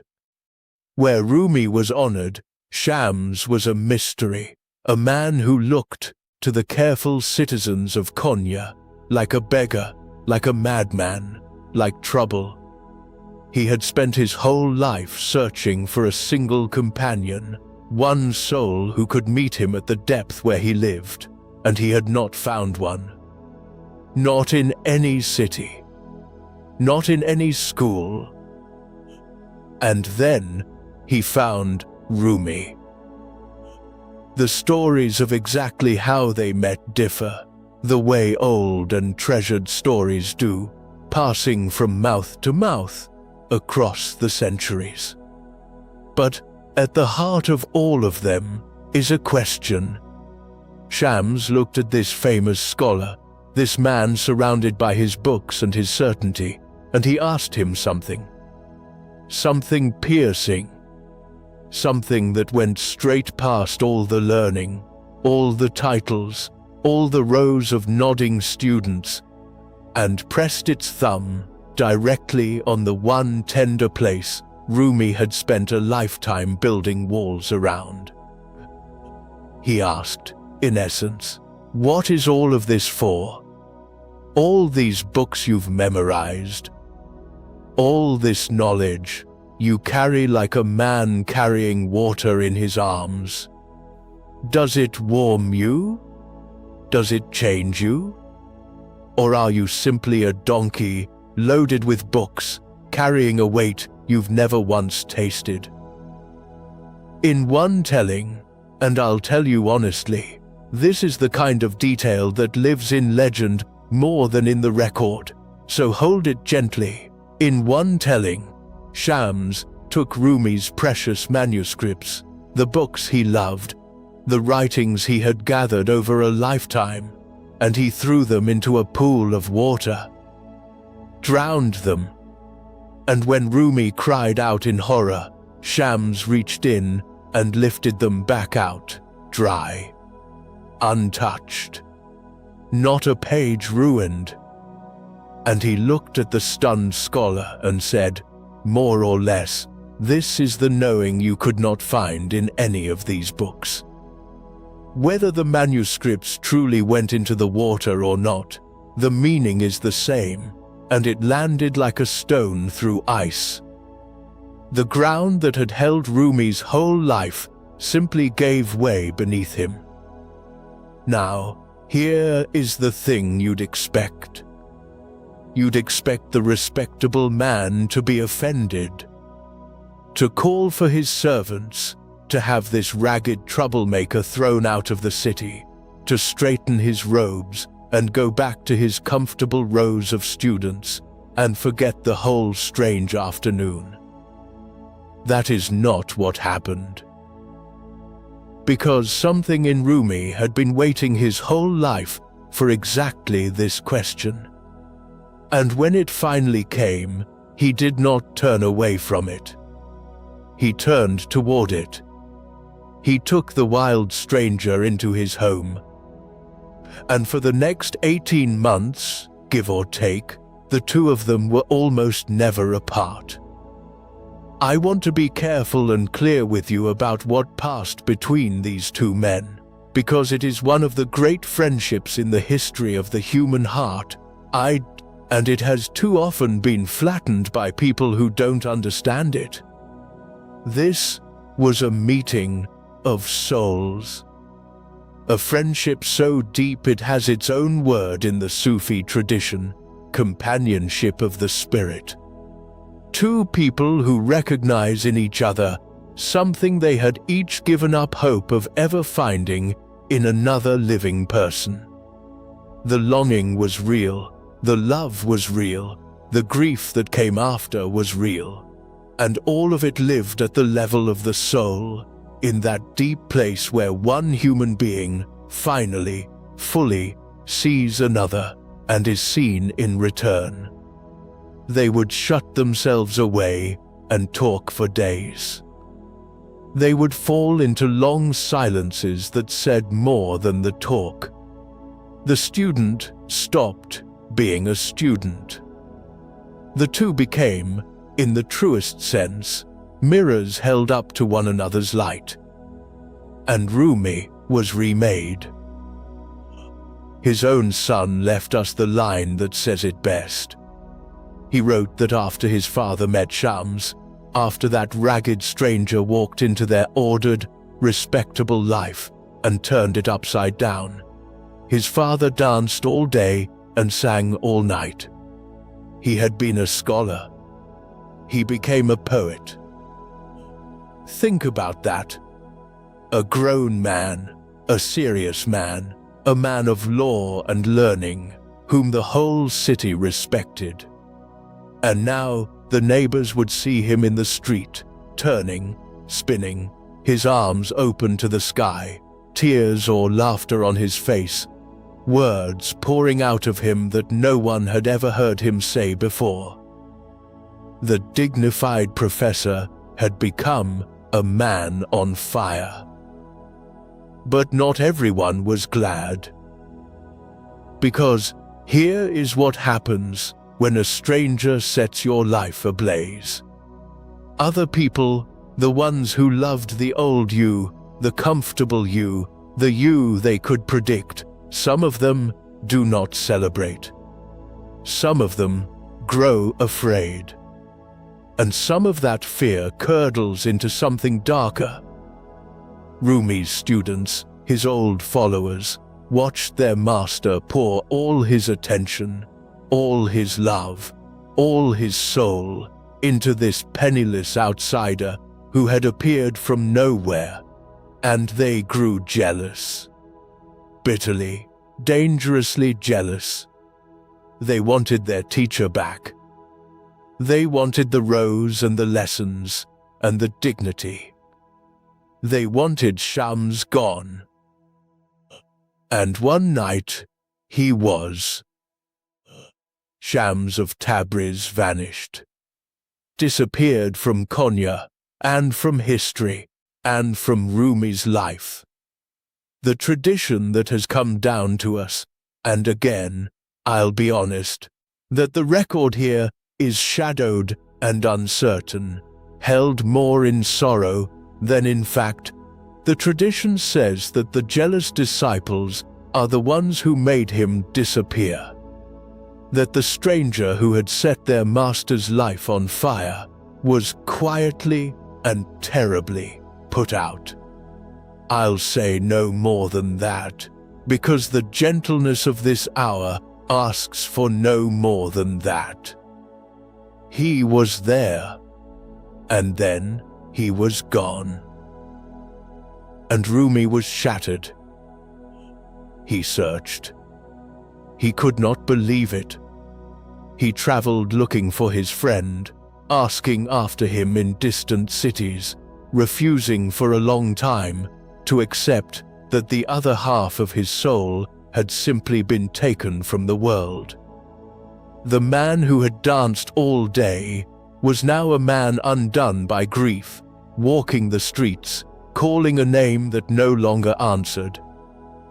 And here, my friends, is where the most extraordinary thing happens. Here is the turn that makes this not just a sad story, but one of the most beautiful stories I know. Rumi did not let the grief destroy him. He did not let it harden him back into the cautious scholar he had been. Instead, he poured it out. All of it. The love and the loss and the longing and the wild ache of having found the one person who truly knew him and then losing him to the dark. It came out as poetry. Tens of thousands of verses, an ocean of them. He wrote a great collection of poems, and, in his grief and his devotion, he did not even sign his own name to many of them. He signed them with the name of his lost friend, Shams, as if to say, "This is not mine. This came from you. This is you, still singing through me." And then, over the long years that followed, he composed his masterwork, a vast spiritual poem in 6 books that people have loved for 800 years, that has been called the Persian Quran, that has been read and wept over and whispered in a dozen languages by people who never heard of Konya and never will. The grief became the gift. The wound became the door. So, let me hand you what this old story has to give. You are at an age, or you will reach an age, where life stops asking your permission before it changes. A stranger walks in. A diagnosis arrives. A marriage ends, or a job vanishes, or someone you cannot live without is simply suddenly gone. And everything you carefully built tips over, and you stand in the wreckage of the life you were supposed to want, and you think, "This is the end of me." Rumi would tell you it might be the beginning. That what shatters the life you built can be the very doorway to who you were always meant to become. That the person you are after the breaking can be truer, deeper, more alive than the careful person you were before. And that even your grief, even the heaviest loss you carry, even that can be transmuted, can be turned, like manuscripts pulled dry from the water, into something that warms not only you, but everyone who comes after. The stranger set his life on fire. And by that fire, 8 centuries of strangers have warmed their hands. That was a man undone from the outside. By another person. By a question he never asked for, a love he never expected, a loss he never chose. But there is another kind of struggle. A quieter one. A lonelier one. The struggle of a man who is not undone by anyone else at all. A man who would give anything to change one single thing about himself, from the inside, by the sheer force of his own will, and finds, night after night, that he cannot. No stranger required. Just a man, alone in the dark, losing the same fight with himself over and over again. Let me tell you about him.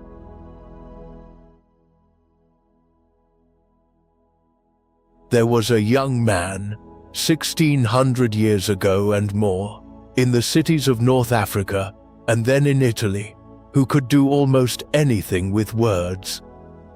His name was Augustine, and he was, by any reckoning, brilliant. He was a teacher of rhetoric, which is to say, a master of speech, of argument, of persuasion. In a world that ran on the spoken word, he was the kind of man who could stand up in any room in the Roman Empire and win. Win the debate, win the crowd, win the position, win the praise. There was almost no argument he could not talk his way through. Except one. There was one argument he lost every single night. And it was the argument he had with himself. Because, for all his gifts, Augustine was a man in chains. Not iron chains, like the prisoner in the pit we spoke of earlier in this long night. Chains he had forged himself link by link out of his own habits and appetites and hungers. He wanted things he believed he should not want, and he reached for them anyway, again and again, and he could not stop. His appetites pulled him by the collar. The hunger of the body, yes, and also the hunger for status, for advancement, for the next rung of the ladder, and that quiet, endless craving to be admired, to be thought well of, to be approved. I'll speak of these the way he himself did when he looked back, plainly, but without dwelling. He was a man ruled by his cravings, and he knew it, and the knowing was its own kind of torment. Because part of him, the deepest part, the part that ached towards something higher, genuinely longed to be free. He wanted to put it all down. He wanted to become a different kind of man. And he could not do it. Now, his mother, a woman named Monica, had been praying for this son for years. For decades, really. While he chased his appetites across one city after another, she wept, and she prayed, and she waited, the way mothers do, with a patience that outlasts everything. But you cannot change a man by praying alone, and Augustine, for all his mother's tears, kept losing the nightly fight. And here is the most honest, the most human, the most achingly familiar thing about him. He would pray to be set free. He would actually ask, in his heart, to be released from the habits that had him by the throat. And then, in the same breath, some deeper and more frightened part of him would add a single quiet word to the prayer. He prayed, and I'm giving you his own words, more or less. Grant me chastity and self-control, but not yet. But not yet. Oh, I think you might smile at that, the way I do. Just a small, knowing smile, the kind two people share when one of them has just said the truest thing in the room. Because who among us has not prayed that exact prayer? Lord, make me better. Starting Monday. Lord, free me from this. Right after this, one last time. Yes, I'll change. I truly will. Just not today. Not yet. Not while it still feels too hard to let go. He wanted the freedom. He just didn't want it badly enough to actually stop. Not yet. The two saddest little words in the whole language of trying to change. For years, he lived in that gap. The gap between the man he was and the man he wanted to be. And anyone who has ever tried to quit something, anything, the drink, or the habit, or the scrolling, or the worry, or the person who is no good for you, anyone who has white-knuckled their way to Friday only to fall apart on Saturday, you know this gap. You know how exhausting it is to wage a war against yourself and lose every day, and wake up and have to wage it again. It came to a head in a garden in the city of Milan in the year 386. He was there with a dear friend named Alypius, who sat nearby. And on that day, the whole long war inside Augustine finally rose up and crested, like a wave that has been building for miles out at sea, and now, at last, comes crashing toward the shore. He could feel it. The two halves of himself, the one that wanted to be free and the one that would not let go, tearing at each other with everything they had. And he broke. He couldn't take it anymore. He got up from his friend, and he stumbled away to be alone, and he threw himself down on the ground beneath a fig tree, and he wept. This brilliant man, this master of words, who could win any argument in the empire, face down in the dirt under a tree, sobbing like a child, completely and utterly out of willpower. Empty. Spent. With nothing left to fight with. And that, it turned out, was exactly where he needed to be. Because here is the secret that every white-knuckled struggler eventually has to learn. Sometimes the grip does not loosen while you are pulling against it with all your strength. Sometimes it only loosens when you finally, exhausted, stop pulling. When you stop performing the war. When you lay down the very effort that was wearing you out and admit you cannot do this alone and simply let go. He lay there in the dirt, emptied out. And then, over the garden wall, he heard a voice. A child's voice. Light, sing-song, the way children chant when they're playing some game whose rules only they understand. And the child was singing a little phrase over and over. Tolle, lege, toll, ledge. Take up and read. Take up and read. Augustine lifted his wet face from the ground. He had never heard children sing those particular words in any game, and something in him went very still. He took it as a sign meant for him. He got up. He went back to where his friend was sitting, where he'd left a book of the letters of the Apostle Paul lying open. And he picked it up, and he let his eyes fall, just at random, onto whatever line they happened to land on. And the line they landed on was a line telling him to lay down the cravings of the flesh, to stop feeding the very hungers that had ruled him for so long, to clothe himself, instead, in something higher. He did not need to read any further. In that instant, the thing happened that years of effort had never managed to do. The compulsion he had fought and lost to, night after night after night, simply let go. The grip released. He described it himself, later, in words I have always found unbearably beautiful.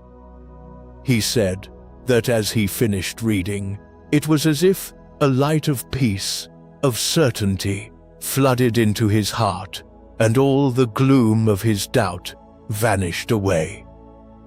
Just like that. Gone. After all those years. Not because he finally fought hard enough, but because he finally stopped fighting alone. Because he laid down in the dirt with nothing left and gave up the performance of the war and let himself be carried the rest of the way.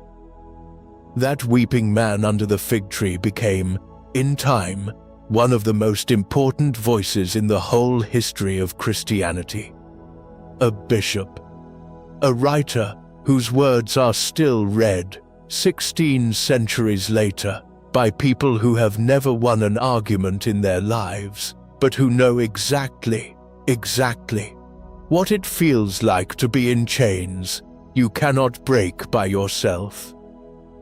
So carry this with you into the quiet. If there is something tonight that has you by the collar, some habit, some hunger, some pattern you have fought and lost to more times than you can count, Augustine has a word for you across all those centuries. The change you cannot force may be waiting for the very moment you stop forcing it. Not when you finally grit your teeth hard enough, but when you finally, gratefully, set the teeth gritting down. When you stop performing the war as if you have to win it alone. The grip so often loosens, not when you pull harder, but when, at last, you stop pulling. Before we go on, let me share one more small thing with you, here in the dark. If any of these lives have stirred something in you tonight, if you find yourself wishing you could see them, the frozen square, the dark pit, the garden under the fig tree, I want you to know that we make a video version of every one of these episodes. Our animators and our editors pour real hours, real care, real love into bringing these stories to life on the screen. It's a different way to meet them.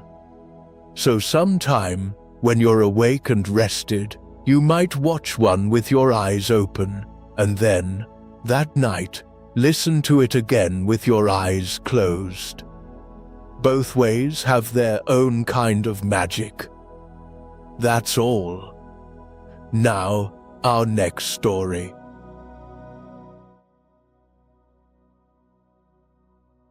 "40 miles? After more than 1,000, that was all that was left. 40 miles between his people and the line on the map that meant freedom.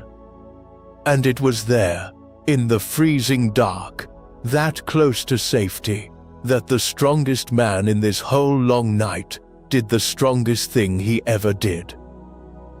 He stopped fighting. Let me take you back to the beginning of it, to a green and beautiful place. There is a valley, in the country we now call Oregon, in the American Northwest, called the Wallowa Valley. Wide and high and quiet, ringed by mountains, threaded with cold, clear rivers. And, for longer than anyone could count, it was home to a people called the Nez Perce. This was their land.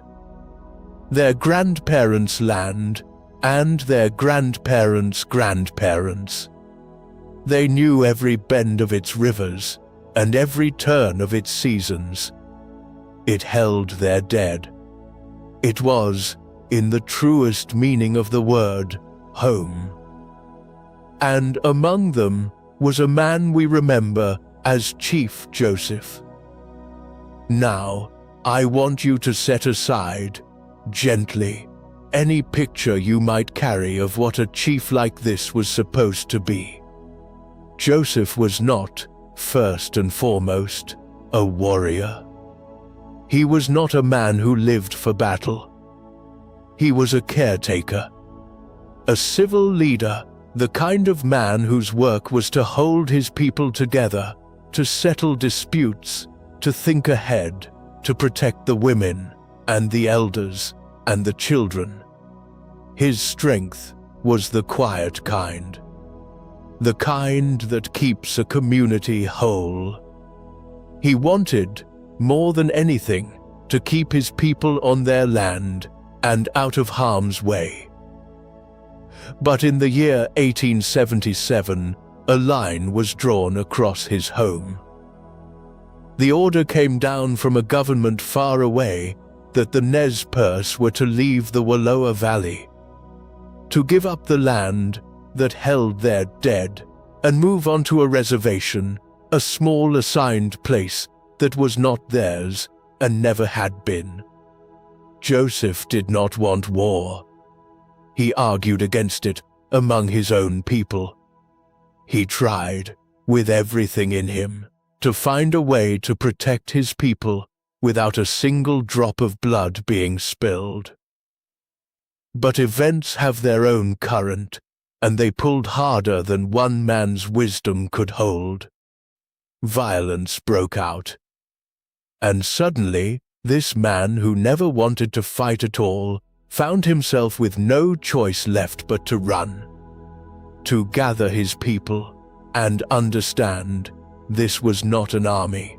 These were families, a few hundred human beings, old men and nursing mothers and small children and the sick, to gather them all up and flee north, toward Canada, toward a border beyond which the soldiers could not follow. And so began one of the most astonishing journeys in all of American history. For week after week, over a distance of nearly 1,200 miles, this small band of families stayed ahead of the United States Army. Think about that. Not soldiers outrunning soldiers.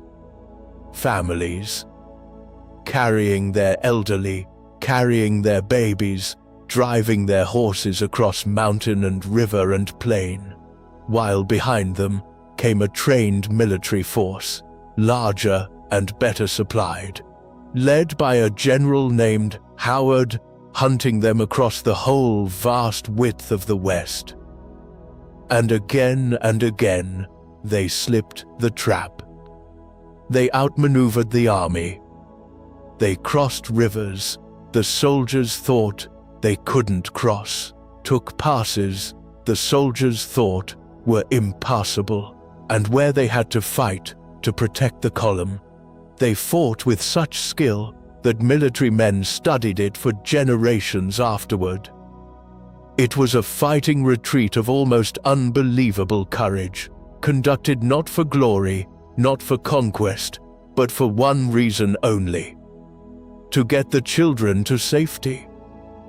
But a journey like that has a cost, and the cost was paid in the cruelest currency: cold, hunger, the slow attrition of the long road.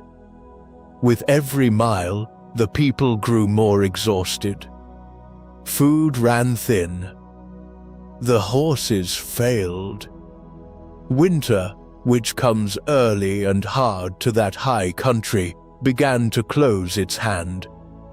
And one by one, the leaders who had guided them, the older chiefs whose wisdom the people leaned on, began to fall. How close did they get? They got to a place called the Bear Paw Mountains in the territory of Montana. October. Snow already beginning to fall. The wind coming down off the high plains with teeth in it. And they made camp there to rest because they were so tired, and because they believed that they had finally crossed out of reach. They were 40 miles from the Canadian border. 40 miles after nearly 1200. One more push, and they would have been free. And it was there that the army caught them. A second force, under a general named Miles, found the camp and closed around it, and the fighting that followed was bitter and cold and went on for days. And in those days, the last of it came apart. More chiefs fell. Among them, the older leaders, the people most depended on, men whose names were carried in that final speech, so that we still say them today, Looking Glass, and the one called Tu Hul Hul Zot. Gone. The fighting men were dying, and the children. The children were freezing. There were no blankets. There was no food. The snow was falling on a camp full of families who had run nearly 1,200 miles to be safe and were now pinned down 40 miles short in the killing cold, with the little ones crying and then, more terribly, growing quiet. And Joseph looked at that. He looked at his freezing children. He looked at his dead and dying chiefs. He looked at the people he had carried in his heart across that whole impossible road. And he did the arithmetic that no leader ever wants to do. He weighed the dream of freedom 40 miles away against the bodies of the children dying in front of him tonight. And he chose the children. He rode out to surrender. Not because he was beaten in his spirit was never beaten, but because he loved his people more than he loved the fight. Because going on meant more small graves in the snow, and stopping meant some of them might live. And he spoke. The words come down to us through interpreters, across a great distance of language and time, so we say them as the words remembered as his, knowing they passed through other mouths before they reached our ears. But this is what we remember him saying, and I will say it slowly, because they deserve to be said slowly. He said he was tired of fighting. He said his chiefs were dead. He said it was cold, and they had no blankets, and the little children were freezing to death. He said his heart was sick and sad. And then he said the words that an entire nation has remembered ever since. From where the sun now stands, I will fight no more forever. And he laid down his weapons. Now, hear me in the quiet, because there will be voices all your life that tell you that strength means never backing down. That to lay down the fight is to lose. That the strong man is the one who keeps swinging until the very end, no matter the cost, no matter who pays it. Chief Joseph knew a deeper thing. He knew that sometimes the bravest, the strongest, the most powerful act a person can perform is to lay the weapon down. Not out of weakness, not out of fear, but out of love. Out of a refusal to let one more child die for his pride. The man who could have kept fighting, who had every reason and every right to make one last desperate run for that border, chose instead to absorb the defeat himself, to carry it in his own sick and sad heart, so that the people he loved might live. That is not surrender, as the world means surrender. That is the highest kind of strength there is. The strength to set down the very thing you have carried for 1,000 miles, because the ones in your arms matter more than the ground beneath your feet. So, if you are carrying a fight tonight, some battle you have been waging so long, you've forgotten you're allowed to stop. I want you to hold Chief Joseph beside you in the dark. And I want you to ask, gently, the question he had the courage to ask. Is this fight still protecting the ones I love? Or am I only still fighting because I don't know how to stop?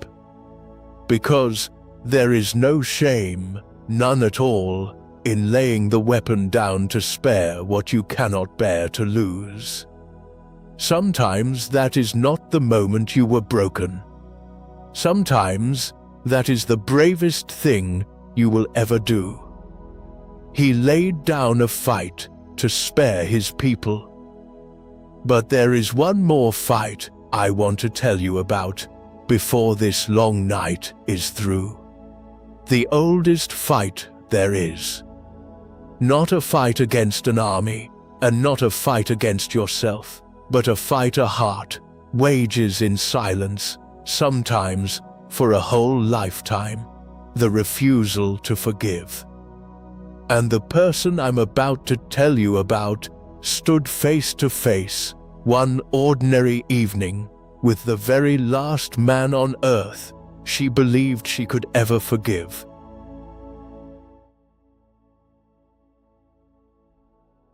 Her name was Corrie ten Boom, and to understand the evening I'm bringing you to, you have to know what she had already lost. She was Dutch, a watchmaker's daughter, raised in a tall, narrow house in the town of Haarlem, in Holland, where her family had kept and mended clocks for generations. They were quiet, devout people, Protestants of the Reformed Church. And when the war came, and the soldiers came, and the neighbors began to disappear in the night, the ten Booms did a dangerous and very simple thing. They opened their door. They hid people, Jewish men and women and children, fleeing for their lives, tucked behind a false wall built into Corrie's own bedroom, fed and sheltered and kept safe, one family after another. For a while it worked. For a while, the little house with all its ticking clocks held its secret. But someone informed on them. And one day the soldiers came, not to be deceived, but to arrest. They took the whole family away. Corrie was past 50 by then. Not a young woman. And she and her older sister, Betsy, gentle Betsy, who had always been the soft heart of that household, were sent at last to a place whose name I will say only once, because it is enough. Ravensbrück. A concentration camp in Germany. A place built to break the body and to break the spirit, and to do both slowly. Now, I'm not going to walk you through what happened inside those walls. You don't need the details, and they don't belong in a story meant to carry you toward rest. It's enough to know that it was cold, and it was cruel, and there were guards there who had been given power over helpless people and who used it.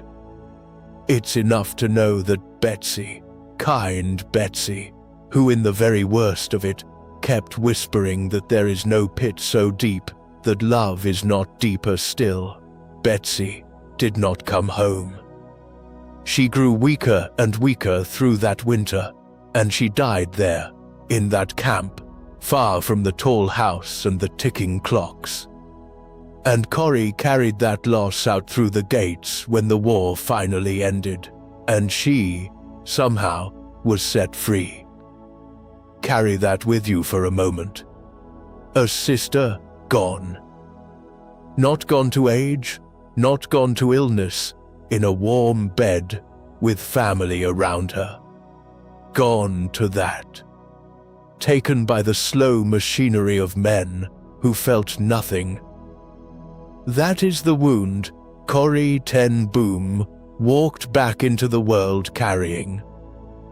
And here is the strange and almost unbelievable thing she did with the rest of her life.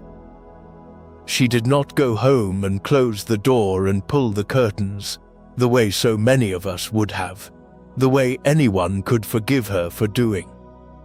She went out and she traveled country after country into broken rooms full of broken people, and she stood up in front of them and she spoke about forgiveness, about a God who forgives, about the possibility, and she truly believed it, that even the deepest hatred could be set down, that the heart did not have to stay locked around its wound forever.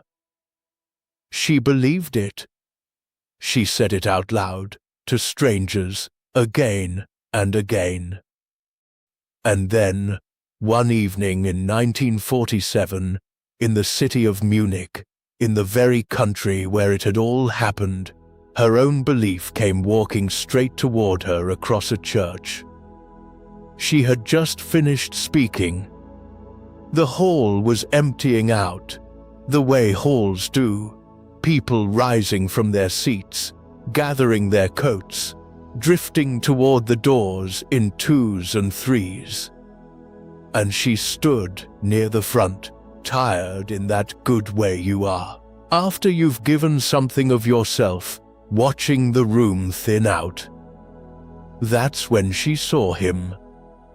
A man coming forward through the crowd, heavy-set, beaming, working his way toward her with his face lit up and his hand already starting to rise. And she knew him. She knew that face. Oh, she knew it. Not the warm, beaming version of it that was crossing the room now, but the other version. The cold one. The one under the cap, in the grey uniform, in the corridor of that camp. He had been a guard at Ravensbrück. One of the cruel ones. One of the faces from the worst of it. One of the men she had watched do the things she would never describe to anyone. He was here.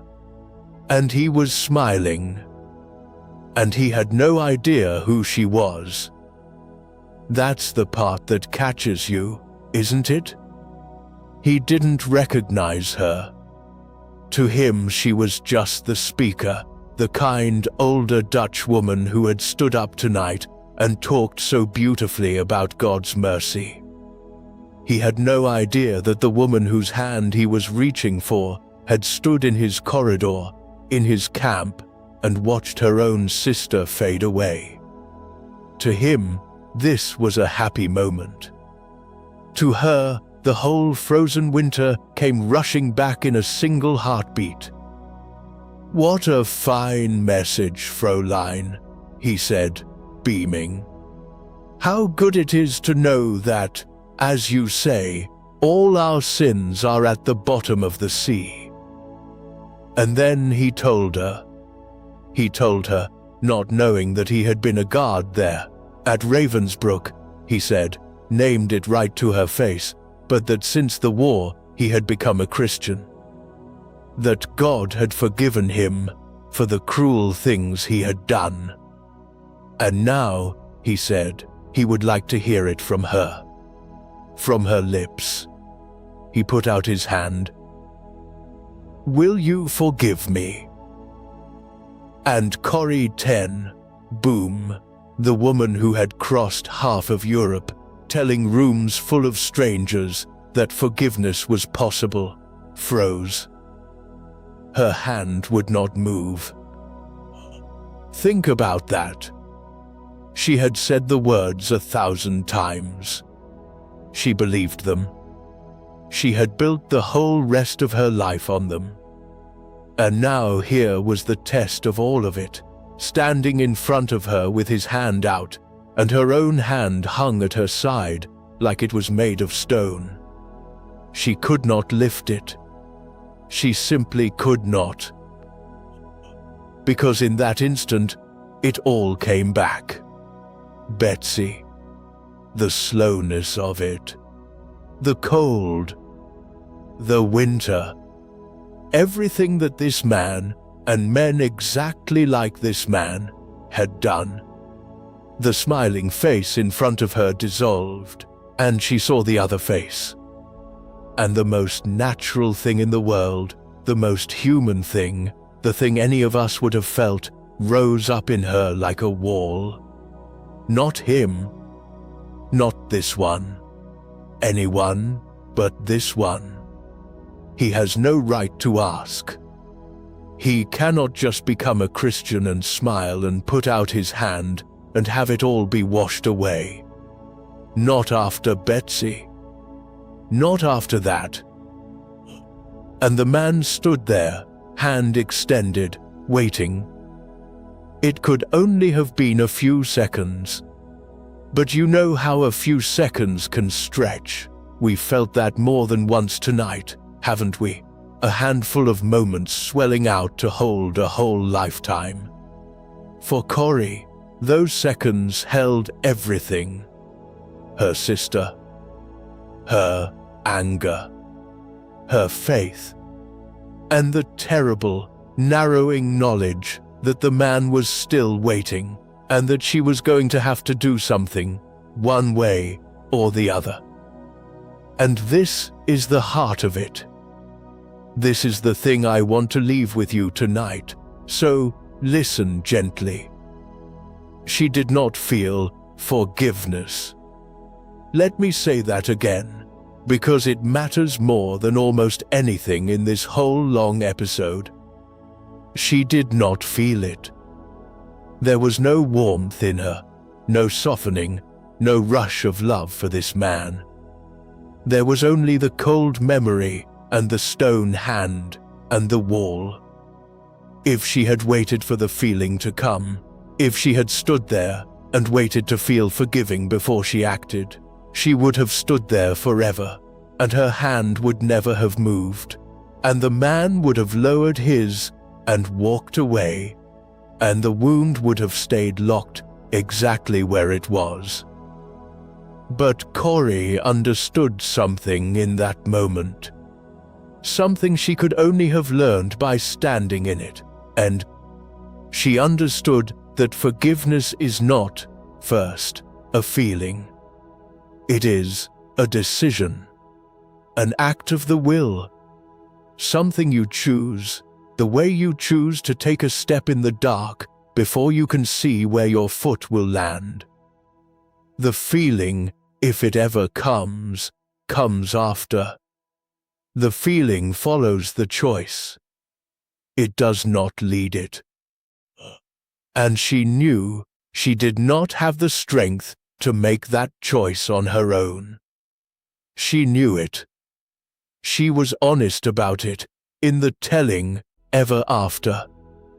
She did not pretend she rose to some noble height of the soul. She prayed. Silently, desperately, a few words flung up into the air. Jesus, help me.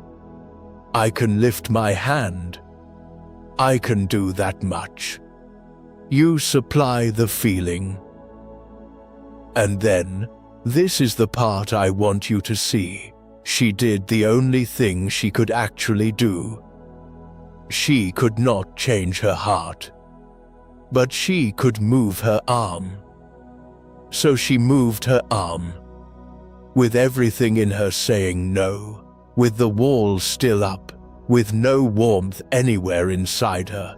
She reached out and she took that man's hand. She put her hand out before her heart was ready. And the moment their hands met, the moment, she said, that her cold hand closed around his, something happened that she could not have manufactured and never forgot. A warmth. A current, she called it. Like an electric current, It started in her shoulder and ran down her arm and out through her hand and into his, and with it, all at once, came the very feeling she had been unable to find. It flooded her. The love she could not summon arrived, pouring through the hand she had forced open, and it nearly overwhelmed her. And she heard her own voice say it, and she meant it now, all the way down. "I forgive you, brother, with all my heart." For a long moment they stood there, the former prisoner and the former guard, hands gripped together, and Corrie ten Boom said she had never known the love of God so intensely as she knew it then. Not when she preached it, not when she believed it in the abstract, but there, in the hardest possible place, with the one man she could never have forgiven, there, where the feeling came last, after the choice, as a gift she had not been able to give herself. So here is what she leaves us with. And it's a strange, freeing thing once you really hear it. Maybe you have been waiting. Maybe there is someone, and I think, at this age, almost all of us have a someone that you have been waiting to feel ready to forgive. Waiting for the anger to fade on its own. Waiting for the wound to stop aching, so that then, finally, you could let it go. And so, you've waited. And waited. And the day never quite comes, because the feeling never quite arrives. And the grudge sits there, year after year, like a stone you've been carrying so long, you've forgotten it's there. Corrie ten Boom would tell you, very gently, that you have it backward. You do not have to feel it first. You can put your hand out before your heart is ready. You can make the choice, the cold-willed, white-knuckled choice, and let the feeling come along behind it, in its own time, the way the current came down her arm. The decision is yours to make tonight. The warmth is not yours to manufacture. But the hand you can move. And so often, that is all that was ever being asked of you. She set down the heaviest grudge a human being could be asked to carry. Not because she was stronger than you, because she stopped waiting to feel it and simply decided. And from a woman who learned to set down a grudge.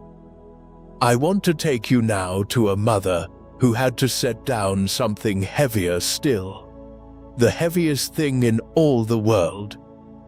And she will teach us, as Corrie did, in her own way, that the very weight she thought would crush her, the weight she was certain no one else on earth could understand, was a weight that every single door she knocked on had carried before her.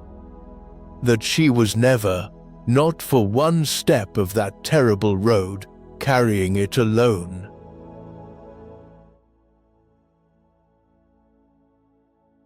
This last story is a very old one. It is one of the most beloved teaching stories in the whole of the Buddhist tradition, told and retold for more than 2,000 years. And I want to be honest with you, the way I've tried to be honest all night.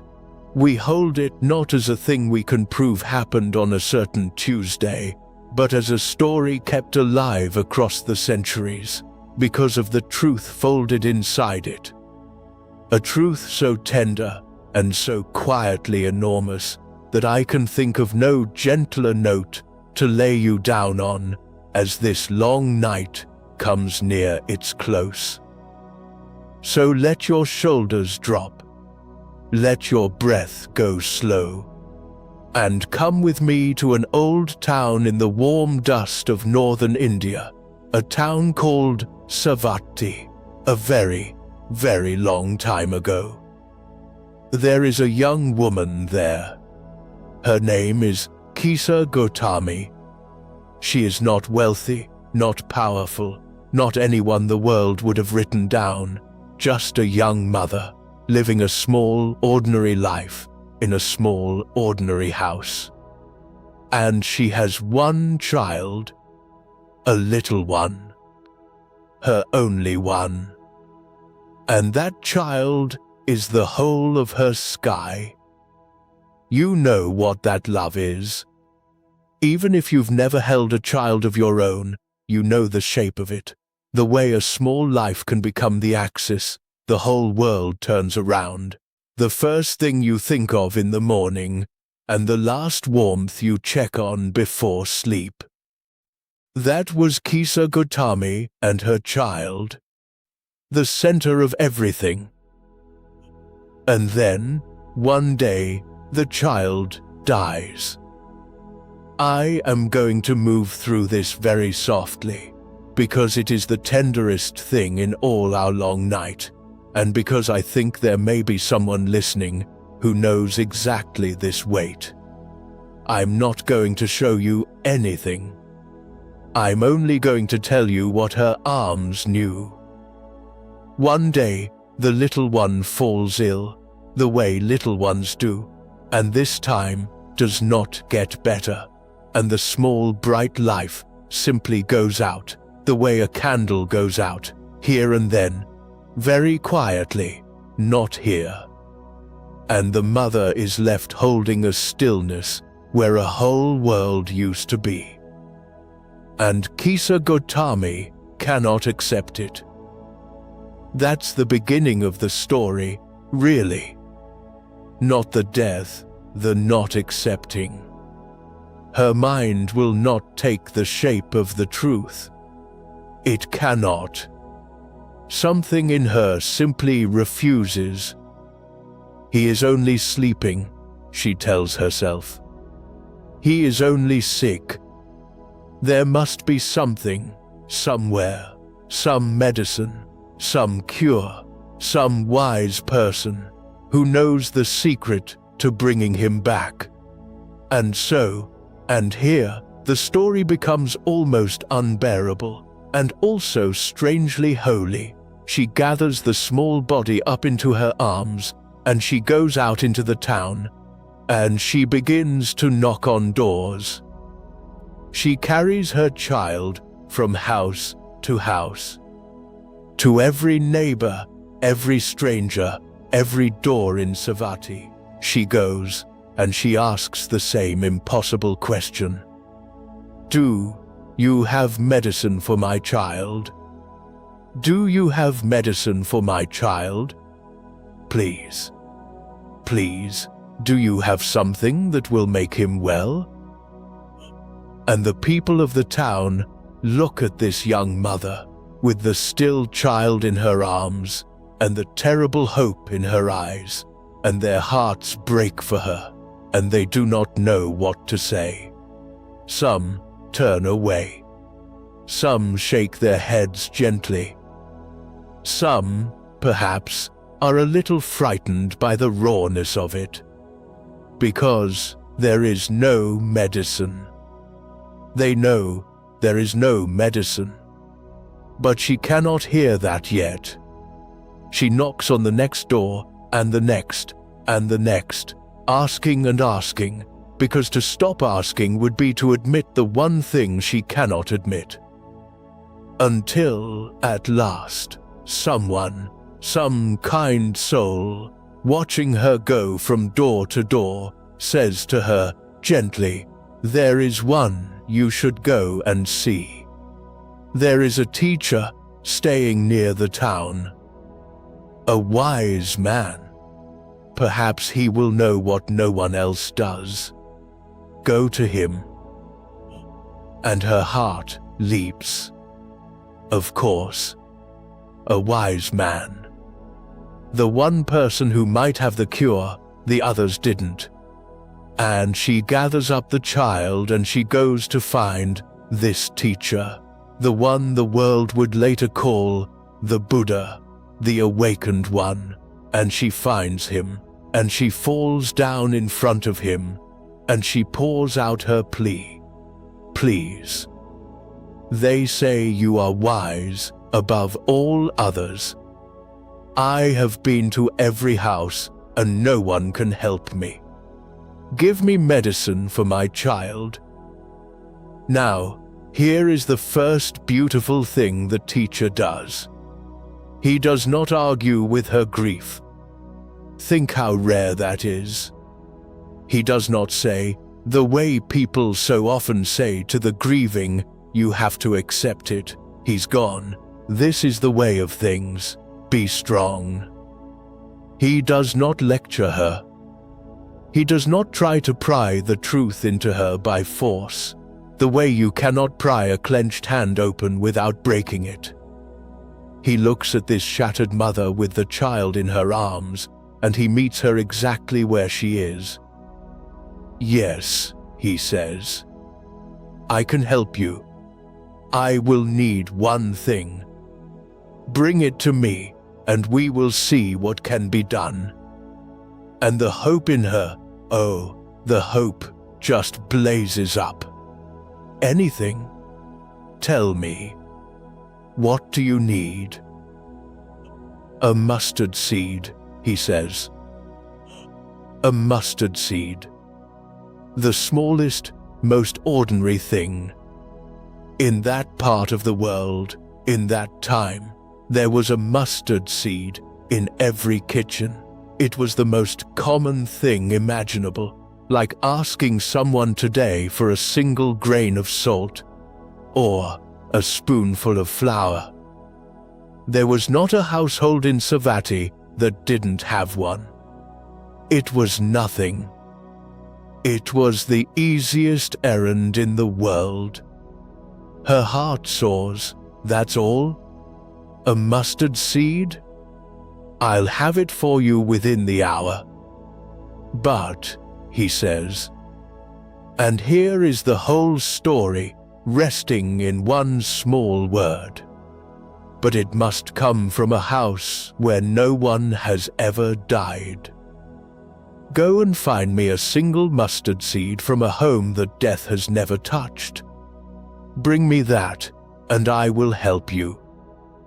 And she does not understand yet what he has done. She doesn't hear it. She is too full of hope to hear it.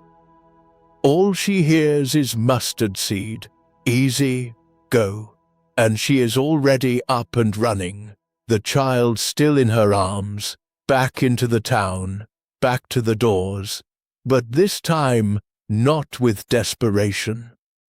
This time with hope. This time sure that she is moments away from her cure. She knocks on the first door. Do you have a mustard seed? She asks, breathless. Of course, says the woman of the house. Of course we do. Here, let me. And Kisa Gotami remembers the second part. Wait, she says. I have to ask you one thing first. This house, has anyone ever died here? Has this home ever known a death? And the woman's face changes, softens, goes somewhere far away for a moment. Oh, she says quietly. Yes, yes, of course. My husband's father died in this house just 2 winters ago. We still feel the empty chair. And Kisa Gotami says, Oh, I'm sorry. No, then I cannot take a seed from here. And she turns, still hopeful, and she goes to the next door. Do you have a mustard seed? Yes. And has anyone in this house ever died? And the man at the door grows quiet and looks down and says, My mother. Last spring. She lived with us to the end. We buried her up the hill. No then, not this house.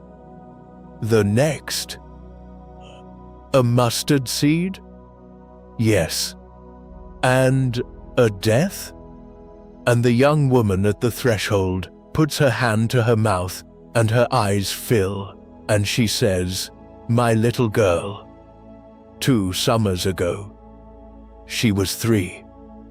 And Kisa Gotami stands very still on that doorstep because she knows that grief, she is holding that grief in her own 2 arms, and quietly she says, "No, not from here either."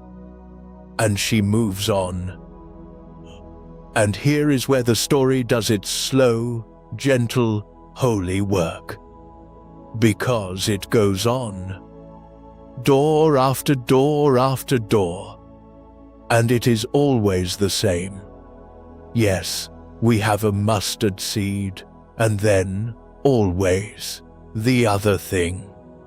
My father, my wife, my brother who went out to sea and never came back, my baby who only lived a week, my mother, my son, every door, every single door, a mustard seed in every kitchen, yes, and a quiet grave behind every house. There is not one home in all of Savatthi where death has never come. Not one. Not the rich houses, not the poor ones, not the happy-looking ones with children playing in the yard.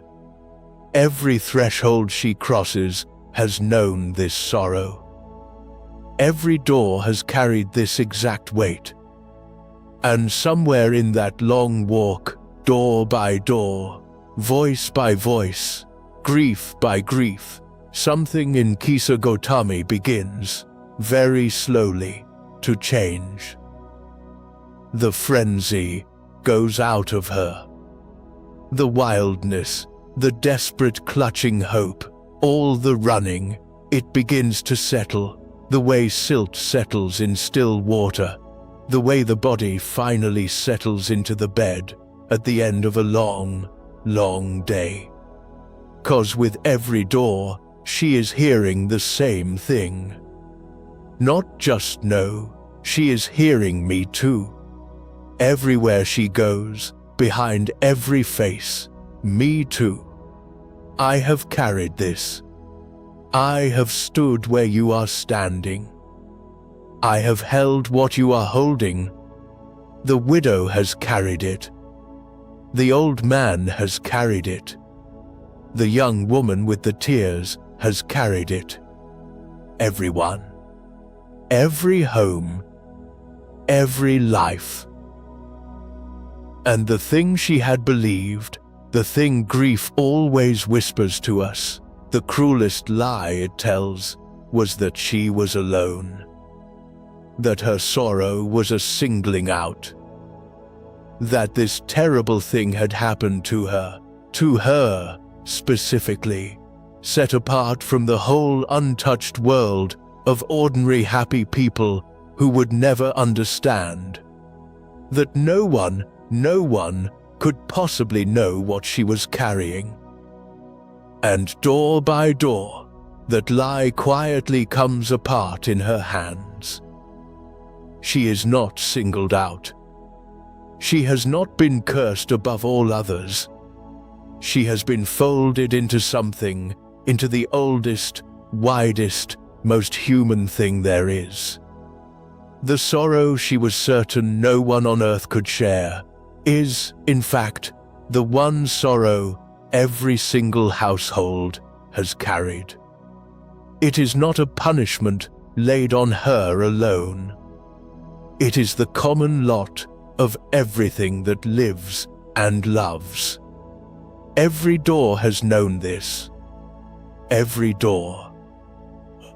And as the sun goes down over Savatthi, Kisa Gotami stops knocking. She doesn't need the next door. She understands now. There is no house where death has never come, because there is no such house anywhere.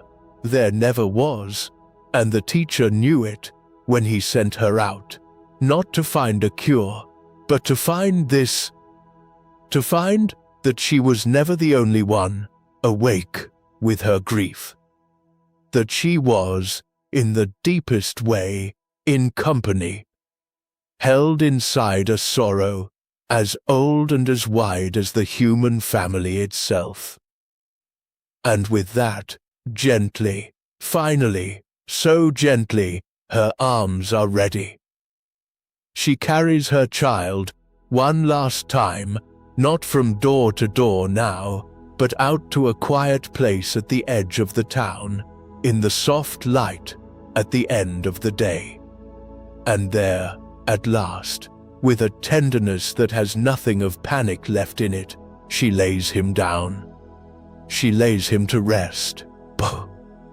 The thing she could not do in the morning, the thing no one could have forced her to do, the hand no one could have pried open, she does now, herself, freely, because she is ready. Because she understands. The weight does not vanish. The love does not vanish. The love never vanishes. But the clutching, the refusing, the unbearable aloneness of it that loosens, that sets her free. She lays her child down with her whole grieving heart, and then she straightens up, and she turns, and she walks back toward the town, along a new road. She would go on, the old story tells us, to become one of the awakened, one of the wise women of that early circle, and the words of her piece were kept and treasured and passed down for 2,000 years, so that on a quiet night like this one, half a world and an age away, they could find their way to you. So let me set this beside you, softly, the way she finally set down what she carried. The sorrow you believe no one else could possibly understand, the particular weight that you, and only you, seem to be awake with in the dark, is the very thing that every door has carried. Every house, every life that ever loved anything. Whatever it is you brought into this night, whatever stillness you are holding in your own two arms, you did not bring it into an empty world of untouched, happy houses where no one could understand. You brought it into the oldest company there is. And grief, you see, grief loosens its grip the very moment we stop believing it, singled us out, and begin to feel, door by door, how gently and how widely it is shared. Rest there for a moment. Let that be true. We are nearly home now, you and I. There are still a couple more lives I want to lay quietly beside you before we close the night. A couple more doors to knock on, gently, together, and then we'll gather up everything we've gathered, all of these and more, and see the one quiet thread that runs through every last one of them. But not yet. Not quite yet. For now, just breathe and let the warm dust of Savatthi settle and stay here a little while longer with me, in the dark, where you were never as alone as you feared.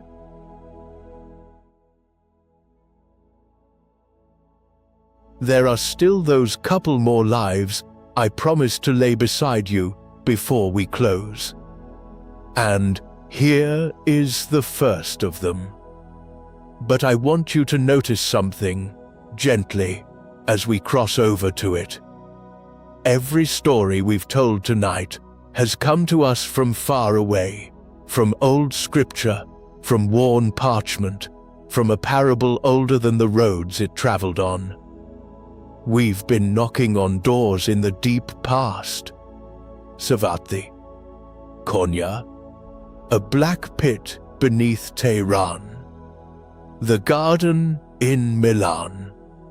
And now I want to bring you all the way up to our own time, to a man who is, as I tell you this, still living, still breathing the same air you and I are breathing tonight.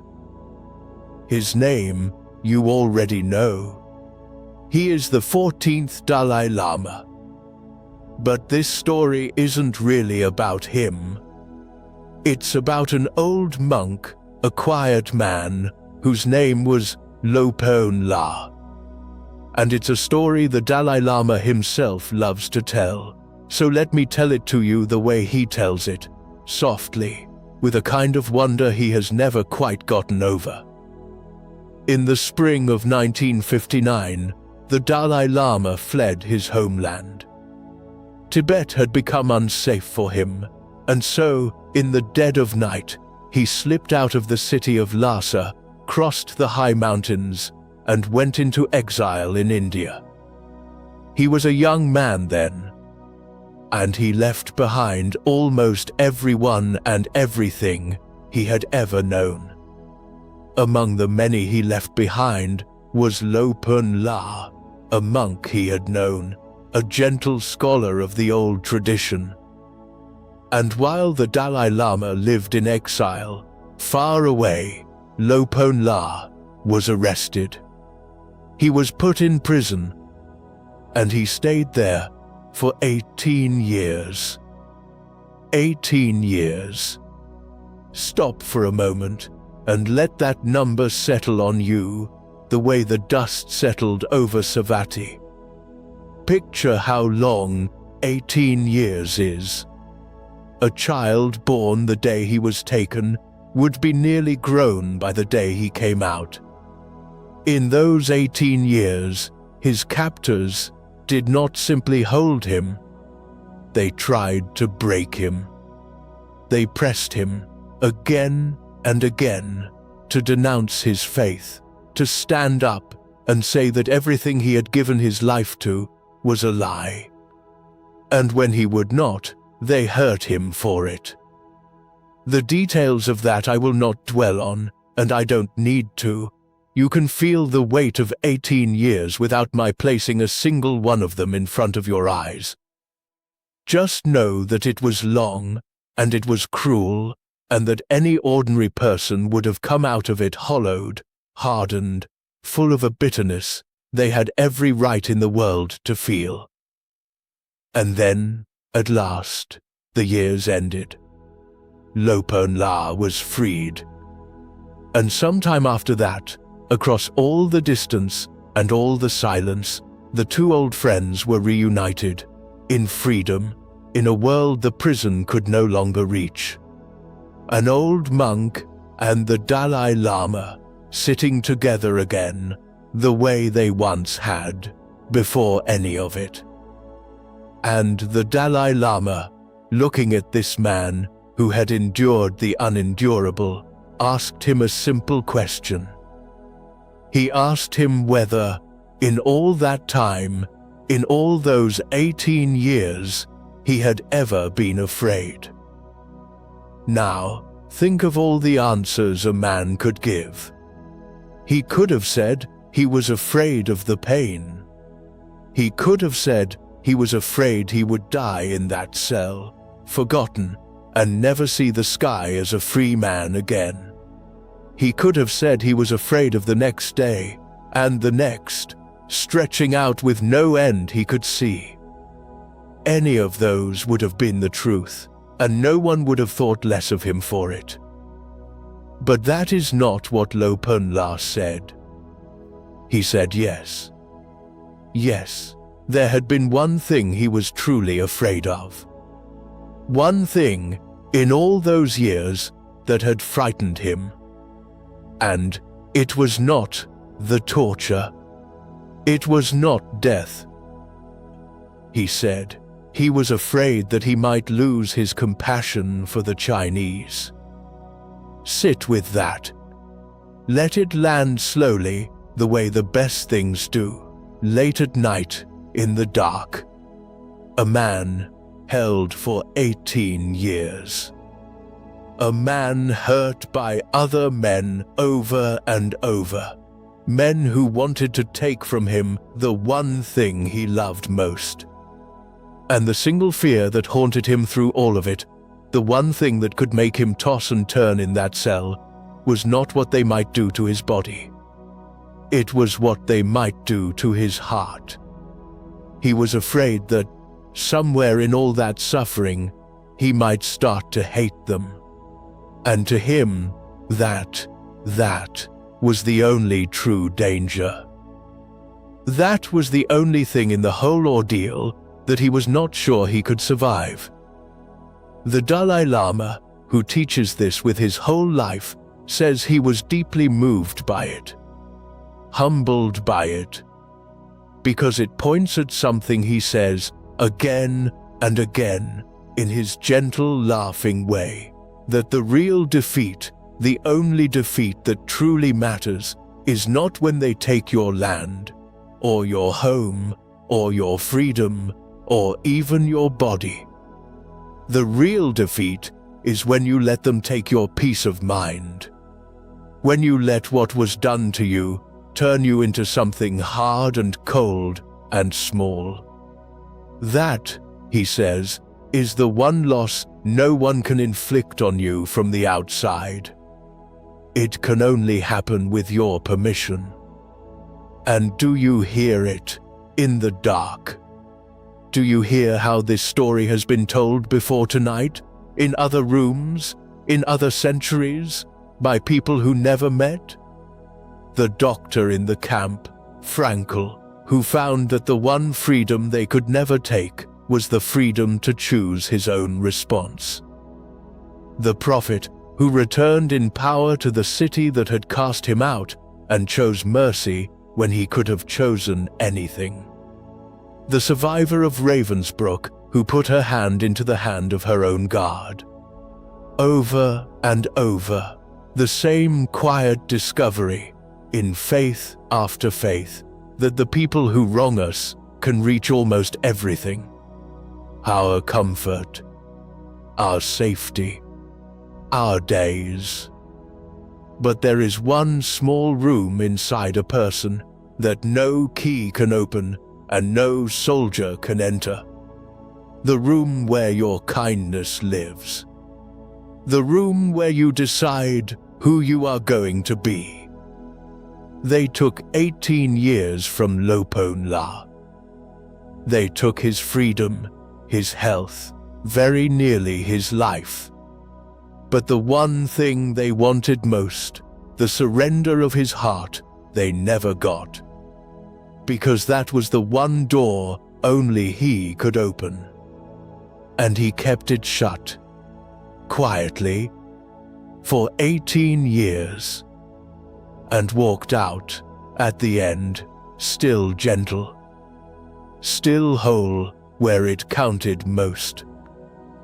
So carry that with you into the soft place just before sleep. Whatever has been done to you, whatever you are still a little angry about, tonight, in the dark, remember the old monk's fear. Not the fear of being hurt. The fear of letting the hurt make him hard. Guard that room. It is yours. It was always yours. And no one can take it without your leave.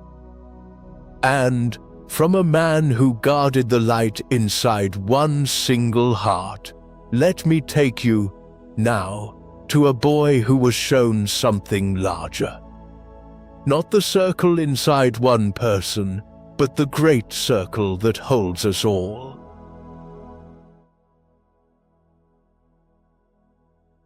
His name was Black Elk, and he was a holy man of the Lakota people, the Oglala, of what some came to call the Sioux. He was born in 1863, when the Great Plains still rolled on beyond the horizon in every direction. And he lived until 1950. Long enough to see almost a whole world change.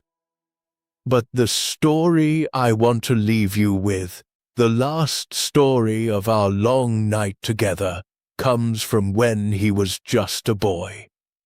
About 9 years old. No older than a child you might know. When he was 9, Black Elk fell sick. Gravely, frighteningly sick. His legs and arms and face swelled, and he grew so ill that he lay down, and for days he lay as if dead. As if his small body had simply stopped. The people around him feared he was leaving them. And, in a way, perhaps, he was only not in the direction they feared. Because while he lay there, still, somewhere far below the surface of that sickness, the boy had a vision. A great vision. The kind that comes only once and shapes a whole life after it. He told it, many years later, near the end of his days, to a poet named John Neihardt, who set it down with care in a book called Black Elk Speaks. And I want you to hear, before I go on, that the book is a meeting of two people, Black Elk's vision carried into words and shaped, gently, by the poet who loved it. So I give it to you the way he gave it, not as a thing I am explaining to you, but as a thing he saw and chose to share, so that it would not be lost. Here is what the boy saw. He was taken up, lifted out of the small sick body and carried into the sky. And he was brought before the 6 grandfathers, the powers of the 6 directions of the world. The power of the West, where the thunder beings live and the rains come from. The power of the North, white and cleansing, the wind that makes things endure. The power of the East, where the light begins, where the morning star stands and the day is born. The power of the South, where the summer lives and things come to flower. And then, the 2 great ones, the power of the sky above, the great blue dome over everything, and the power of the earth below, the ground that holds us, old and patient and kind. 6 grandfathers. 6 elders of all creation, standing around a small boy, and speaking to him not with anger, but with tenderness, the way a grandfather speaks. And they showed him a thing he could never forget. They showed him the hoop of his own people, the sacred circle of the Lakota, the shroud of their lives and their fires and their seasons. But then they showed him that his people's hoop was not the only one. It was one hoop among many. Many hoops, many peoples, many circles, and all of them together made up one great circle.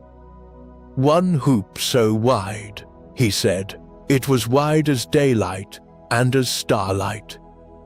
A circle that held every people who had ever lived or ever would. And at the very center of that one great hoop, there grew a tree. A single mighty tree, in flower, blossoming, alive, its branches spreading wide. And under that flowering tree, in its shade and its shelter, there was room. Room for all of them. All the hoops, all the peoples, all the children of the world, and Black Elk understood, in the way you understand things in a vision, that they were all the children of one mother and one father. One family. Sheltered, every last one of them, by one blossoming tree at the center of one enormous circle. wide as the day and wide as the night. Can you see it, lying there in the dark? Close your eyes a little more and let it come. All the people of the earth, every color, every tongue, every name they have ever called the holy, not scattered, not strangers, but standing in one vast ring, hand to hand, circle linked to circle, and at the heart of it, a tree in full and endless flower, raining its blossoms down on all of them at once. That is what a 9-year-old boy saw, while his body lay still as death. That is what he carried back. And he did carry it. He kept it inside him, in silence, for years. Too young, he felt, and too unsure to speak of a thing so large. And then he spent the rest of his long life trying, in his own way, to keep that hoop whole, to mend it where it tore. It was not an easy life, and I'll tell you that part gently, because it belongs to the truth of him. He lived through hard history. As a boy, he was there at the Little Bighorn. And later, as a grown man, he was near the terrible day at Wounded Knee, and he grieved deeply that there he saw the people's hoop broken, and the flowering tree, the one at the very center, seemed to wither and die. He said so himself, with great sorrow, near the end. He felt for a time that the circle had been shattered and the tree was gone. And yet, and this is why his vision is the last thing I wanted to give you tonight, he never stopped believing the circle was real, that it was the truer thing, that the breaking was the wound, but the hoop was the world as it was meant to be. The vision was not undone by the sorrow. The vision was the thing that survived the sorrow. And because he gave it, at the end of his days, to a poet who wrote it down, it did not die with him.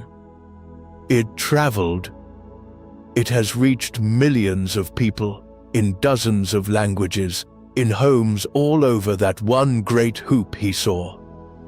It reached this room. It reached you tonight. And so, here, at the end of our long walk through all the world's old faiths, a holy man of the plains hands us the very picture we have been circling toward all night. Not one hoop right and all the others wrong. One great hoop holding every smaller one. Every people, a circle within the circle. All of us, the nun and the doctor, the prisoner and the prophet, the shepherd and the poet, you and me and the whole sleeping world, children of one mother and one father, standing together under one flowering tree. Let that be the image you carry down, now, into sleep. The hoop, wide as starlight. The tree, in flower at the center. And you, somewhere in that great circle, holding two hands in the dark, no longer at the edge of anything, held, inside the ring, home. And so, we come to the end of the night. Let us gather it all up, gently, the way you'd gather a blanket up over a sleeping child, slowly, with care, leaving nothing out in the cold. Look at who we've visited tonight. A Catholic nun who smiled at the world while she walked 50 years through a darkness she told no one about. A Jewish doctor who lost his life's work and his family and found, in the worst place on earth, the one freedom no one could take. An orthodox novelist who stood before the rifles and was handed his whole life back at the last possible second. A Persian nobleman who found his purpose in a lightless pit. A Hindu boy who lay down and faced his own death and rose without his fear. A Taoist farmer who met every turn of fortune with 4 small words. A Sikh founder who walked out of a river to say there is no stranger here. A prophet who returned in power to the city that had wronged him and forgave it all. A shepherd who could not read at 40 and became the wisest man of his age. A Sufi poet, broken open by one friendship into the most beloved verses ever written. A Christian bishop who finally stopped fighting himself and was set free. A Nez Perce chief who laid down his weapons to keep the children warm. A Dutch woman who took the hand of the very man who had been her tormentor. A grieving mother who carried her child door to door until she understood. A Tibetan monk who feared only that he might lose his tenderness. And a Lakota boy who was shown the whole circle that holds us all. Different centuries, different lands, different names for the holy, and different ways of reaching for it.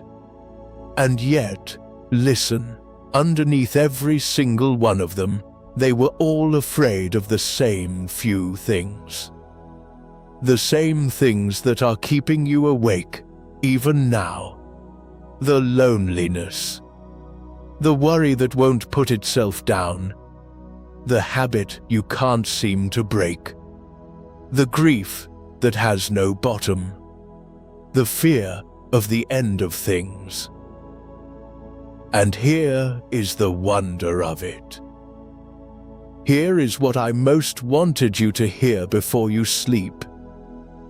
Faced with those same few fears, they kept arriving. Again and again, century after century, faith after faith, at the same few quiet answers. That you can love in the dark, even when you feel nothing back. That you can always, always choose your response. That a death faced becomes a death loosened. That the lines between us and them are only lines we drew, and we can step over them. That mercy is not weakness, mercy is the strongest thing there is. That it is never, ever too late to begin. That the very thing that shatters you can be the thing that remakes you. That the grip loosens the moment you stop pulling. That you can forgive before you feel it, and let the heart catch up after. And that your sorrow, however lonely it feels tonight, has been carried already by every door you could ever knock on. So the comfort I want to leave you with is not that one of these faiths got it right and the others got it wrong. That was never the point, and I would never tell you such a thing in the dark. No, the comfort is something far larger and far gentler than that. It is this: for as long as there have been human beings lying awake, afraid, in the night, every single one of them has been reaching out their hand toward the same light. Different names. One longing, always the same longing. Which means that whatever it is you are carrying tonight, the worry, the grief, the grudge, the fear, you are not the first to carry it. You are not the only one awake with it. Right now, in the whole wide world, you never were. You are not alone. You never have been. So let me ask you to do the one small thing all these lives were quietly asking of you. Whatever you've been gripping, set it down. Set it down by the door. Every door you'd ever knock on has carried something heavy too, and every one of them learned, in the end, that you don't have to hold it through the night. Lay it down on the step. It will keep. And in the morning, if you still want it, it will be there. But for now, for tonight, let your hands be empty. Let them rest, open, in the dark. Held inside the great hoop with everyone else who is finally, gently letting go. Sleep now. You are inside the circle. You always were. Since you made it this far, I'm glad you enjoyed the episode. If you would like to continue listening to episodes with similar themes, I linked them in the description below. You will also find a playlist of our most popular videos. Sleep now, nightlings. And wake up, as always, a little stronger and a little wiser. The story is done, but yours continues.